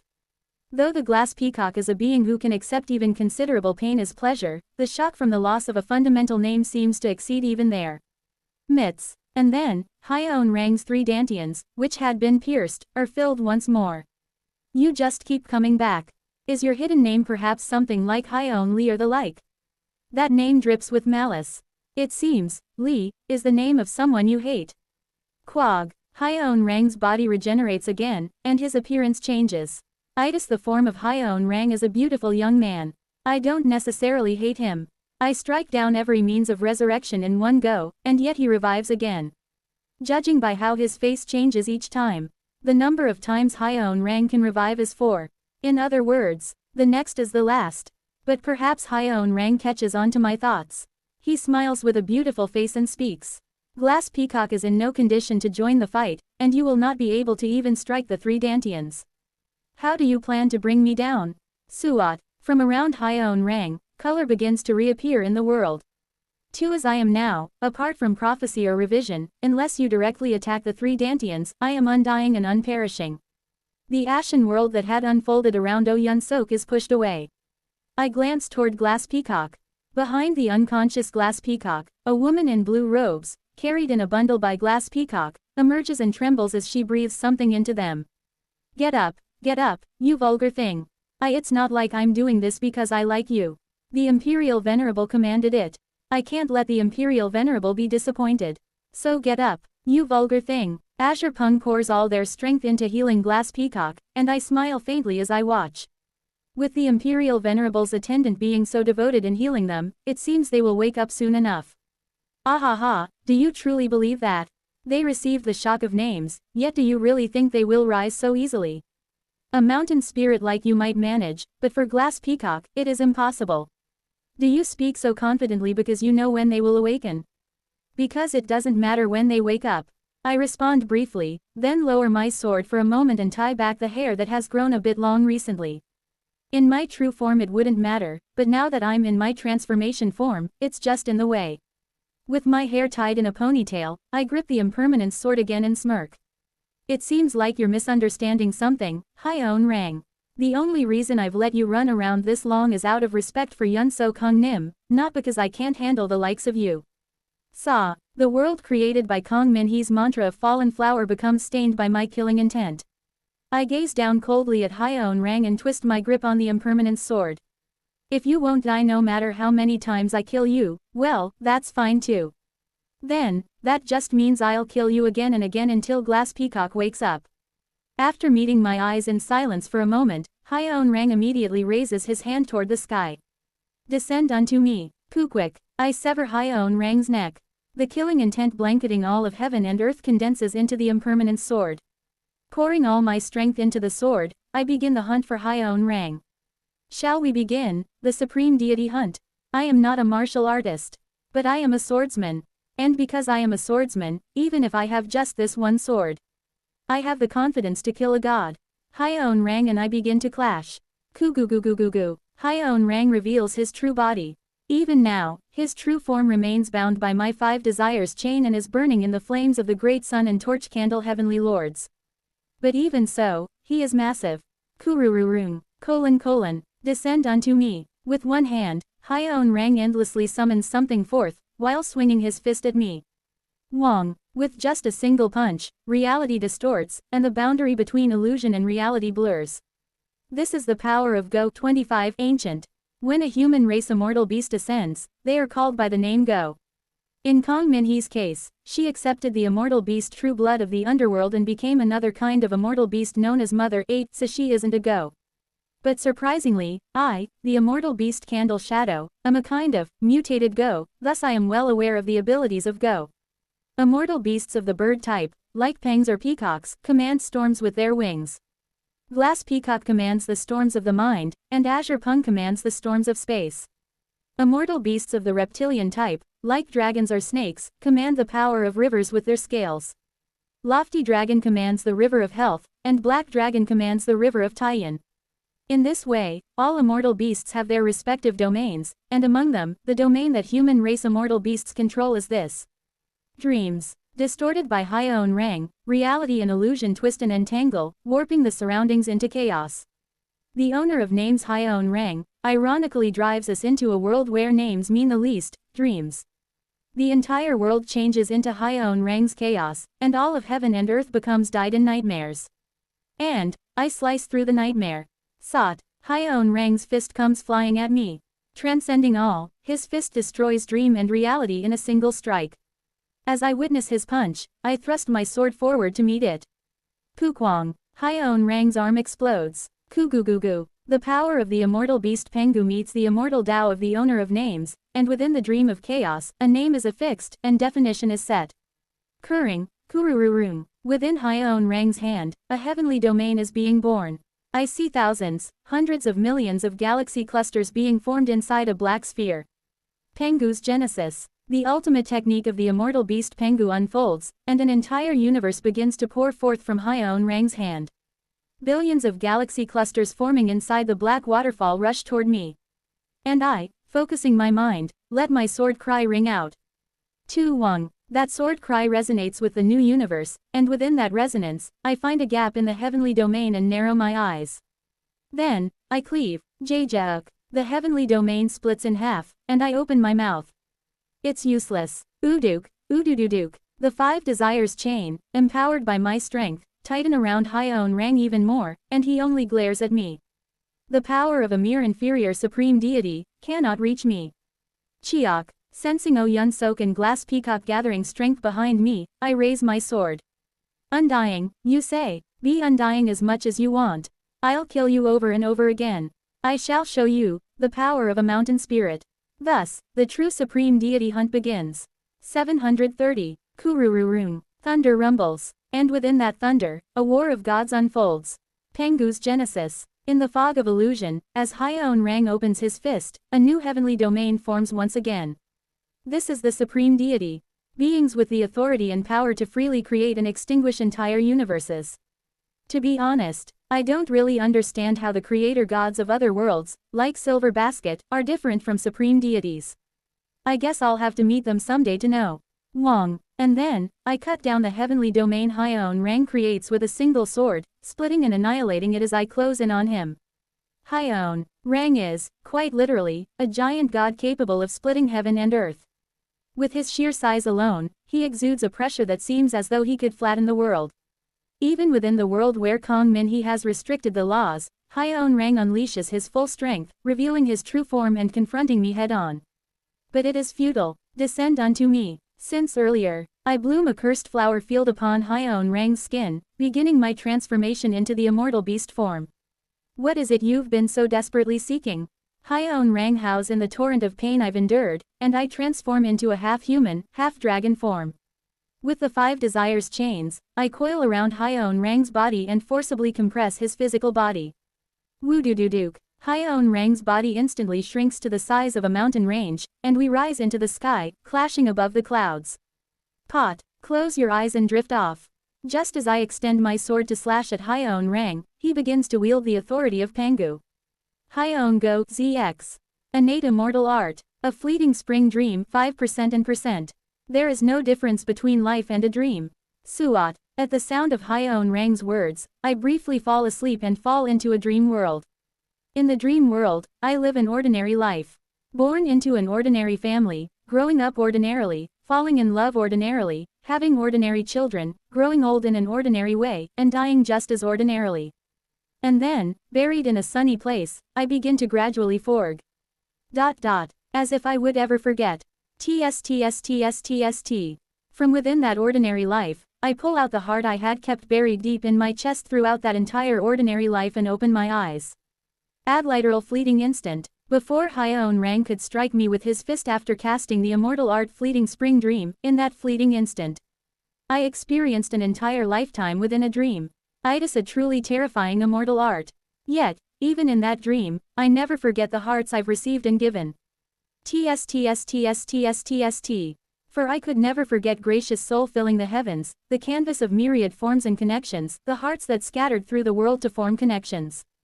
The heart alone will never disappear.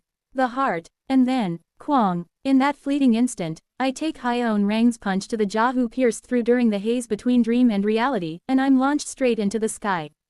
Shukwang. When I come to my senses, I find myself beneath the eaves of the Palace of Radiance, outside the mantra of falling flower. Plus, that incessant talk about the heart. Are you not sick of it yet? After knocking me upwards, Hyeon Rang speaks to me with a sneer. You keep parroting that the heart never disappears, is that the Tao you speak of?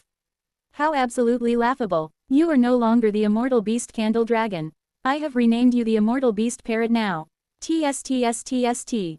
After being hit by Hyeon Rang's punch, I, once a half-human, half-dragon, now turn into a colorful parrot immortal beast. How? Plus I am the progenitor of humans. The god of the human race. As long as you are human, I can read and interpret your history as much as I like. I have read your history, and you seem less like a human and more like a parrot. Cherishing the heart is fine. Treasuring the connections born from the heart is also fine.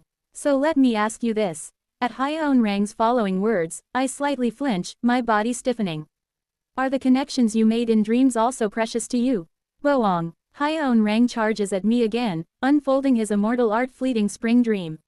I try to resist the immortal art, but for some reason, by the time I regain awareness, I'm already pulled back into another dream. In the dream, I am born as a mosquito. Living as a mosquito, I spend my entire life sucking the blood of humans and beasts, building relationships with countless mosquito friends. I form connections even as a mosquito, and together with those many mosquito friends, I attempt to feed on the human Jin Man Jay, only to get caught and crushed to death. That is my life as a mosquito.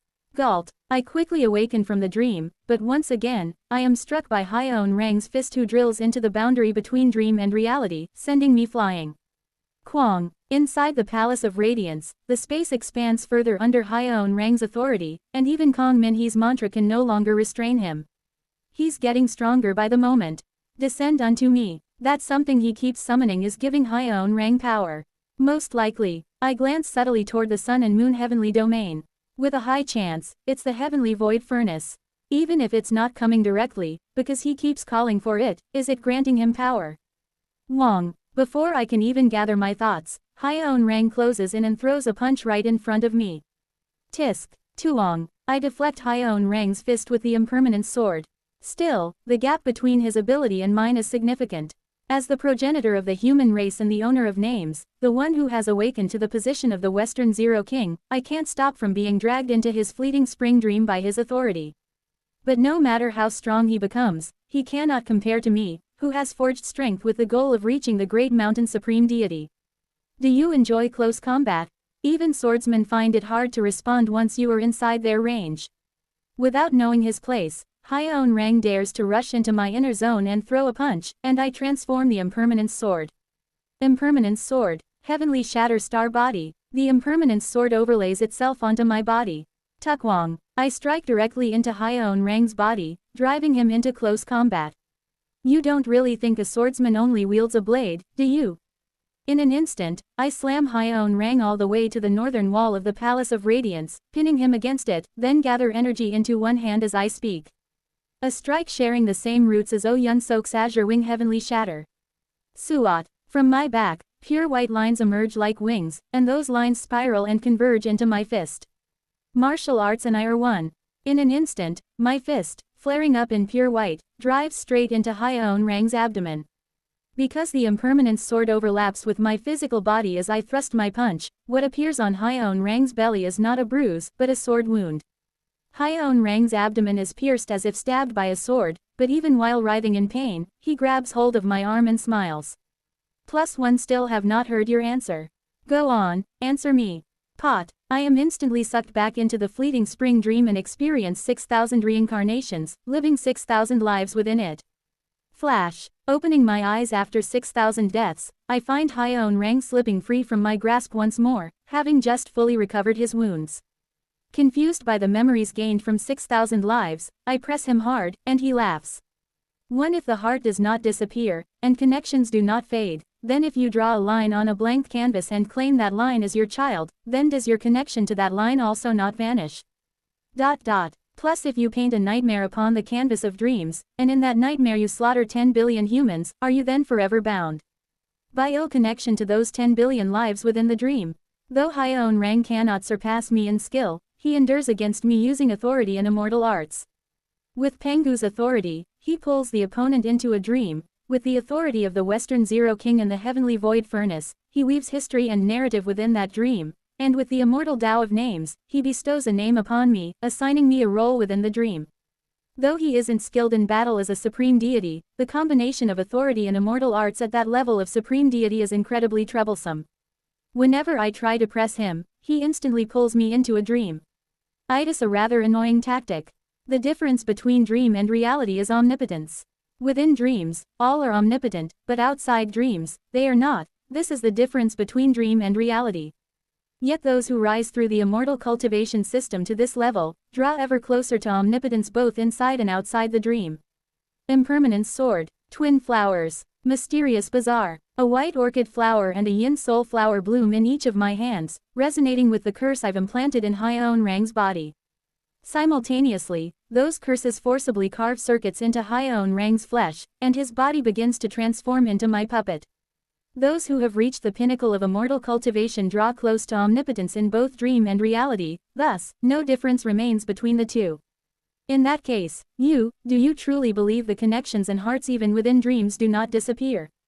Isn't that obvious? Plus, then, Kuguguguging. Hyeon Rang's eyes of sun and moon E53 gaze down at me and ask. If the heart never disappears, then what, truly, is the difference between the heart and fate? Kuguguging. At that very moment, the rooftop of the Palace of Radiance shatters. As Hyeon Rang lifts his hand toward the sky, something familiar enters my sight. Itis Ascension Path. That tiny ascension path, as soon as Hyeon Rang sends his will into it, begins to collapse, revealing what has been sealed inside. Itis a colossal three-legged furnace, the Heavenly Void Furnace. Kugugugu. The Heavenly Void Furnace enlarges as it lands in Hyeon Rang's hand, and I can feel his power surging immensely. Plus it has descended into my hand. Holding the Heavenly Void Furnace, Hyeon Rang bears down on me, his sun and moon eyes glowing. Answer me, you who believe in the miracle of connections and hearts. What is the difference between the heart and fate? If the heart never disappears and binds and restrains humans, then how is the heart any different from fate, which likewise oppresses and binds humans?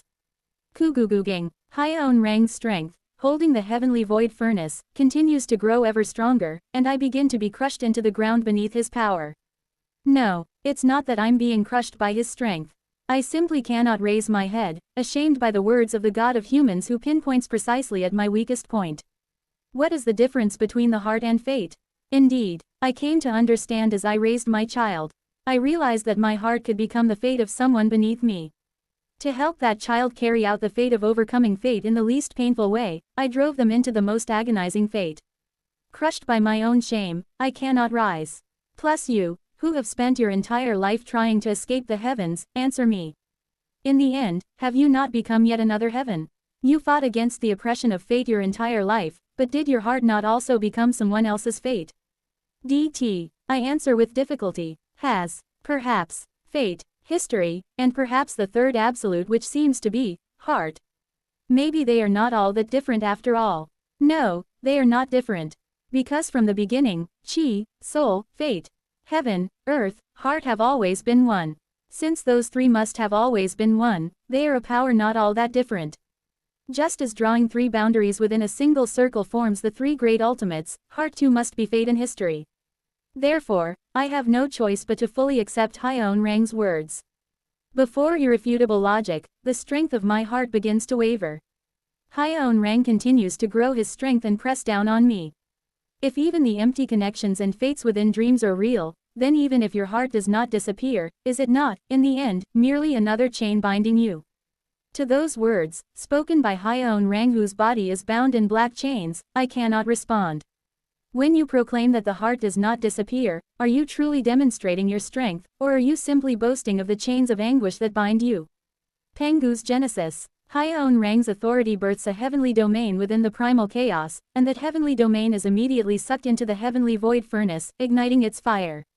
Warurururuk. The heavenly void furnace, using an entire universe as fuel, begins to blaze, and Hyeon Rang's eyes shine as he speaks.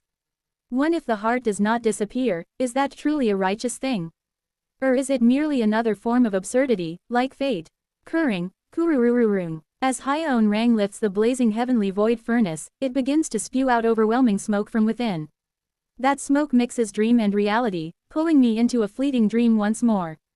Immortal beast parrot. In a world filled with the connections and hearts you so desire, dream, and indulge in your beloved repentant enlightenment all you want. Let us see if the heart is truly only ever righteous. Thus, I begin to fall into an inescapable dream and start to lose consciousness. I believe that it is over. Clench, until someone's large, powerful hand grabs my shoulder. Hung Nim, Itis O Yun Sok, who has concentrated all the forces of heaven and earth into his right arm. You've bought enough time, O Yun Sok, having become one with the primal chaos itself, blended into Hyeon Rang's spring dream and pulled me out, his eyes gleaming. Kugugugugu. Behind Hyeon Rang, a massive glass-colored peacock begins to spread its wings. Above the head of Glass Peacock, Azure Pung, in human form, is screeching noisily. I'm not cooperating because I like you, so don't misunderstand, you vulgar thing. Ooh, how adorable you are. Don't worry, I like you like this even better. Soon, Azure Pung flips in the void and reveals their true form. Two gigantic birds flap their wings and begin to cry out. Fleeting spring drive. Hyeon Rang tries to drop us into a dream and seek an opening, but Oh Yun Sok's authority drinks Hyeon Rang's authority whole, and Hyeon Rang's immortal art begins to get sucked into Oh Yun Sok. As if Oh Yun Sok has become the primal chaos even deeper than a spring dream. The cries of Azure Pung and Glass Peacock explode, drawing a taiji, and the light of that massive taiji splits the space and restrains Hyeon Rang's lower dantian. The energy of heaven and earth gathered in Oh Yun Sok's hand turns into a direct fist, shooting toward Hyeon Rang's chest. And I, too, swing my sword with all my strength and split Hyeon Rang's head in two. Once again, Hyeon Rang's three dantians shatter, and once more, his physical body begins to regenerate. Wriggle, wriggle. Meanwhile, Kong Min-hee, Kim Yeon, Jaeon Myung-hoon, Oh Hai-seo, and the Radiance 8 Immortals reinforce the seal from outside, shrinking Hyeon Rang's body once more from that of a giant to an ordinary human size. TSTSTs. At the same time, it seems the Torch Candle Heavenly Lord have activated their authority, as the heavenly void furnace begins to shrink with the surrounding earth piling up and resealing it. In an instant, the heavenly void furnace returns to the form of Ascension Path, and we find ourselves standing just slightly west of its very center. Yes, ironically, it's the very spot where we first fell onto Ascension Path. Hyeon Rang, now in the form of a child, regains consciousness immediately and exhales from his mouth. Foolish, so all you have managed to do is to drop me atop the heavenly void furnace. You are helping me instead. Suua. Hyeon Rang's breath turns into fog and once again begins to drag us into a dream, and through the authority of names, we are instantly forced into roles within the dream, becoming different beings. However, at that moment, Oh Yun Sok steps forward again. Kururum. Transformed into a body of primal chaos, Yun-Sok absorbs all of Hyeon Rang's fog. It's as if Yun-Sok's authority stands in a perfect superiority over Hyeon Rang's. Master, let's stop now. Your mind has returned as well, hasn't it? And at Yun-Sok's words, I finally realize that something about Hyeon Rang is different from before. I see. Ever since he transformed into a young man, Hyeon Rang's humanity had taken considerable control. With each strike from Yun-Sok, Hyeon Rang's humanity gradually returned. But then, why is it, even though his mind has fully returned, Hyeon Rang continues to exhale fog with a sorrowful smile? Plus, I am sorry, my mind has returned, but can no longer stop myself. My fate has already been fixed. Master, +1 am sorry. Kill me. Hyeon Rang, in the form of a child, tells us to kill him. But for some reason, he is boasting a proud attitude more than any other being. Copyright. My Prophetic Star. History revision. Even the power of the names have been momentarily severed with the power of curses. If you kill me now, you can truly kill me. This is your chance. Even as he speaks, Hyeon Rang continues to exhale fog with his breath, trying to drag us into dreams, and Yun-Sok blocks it while shedding tears.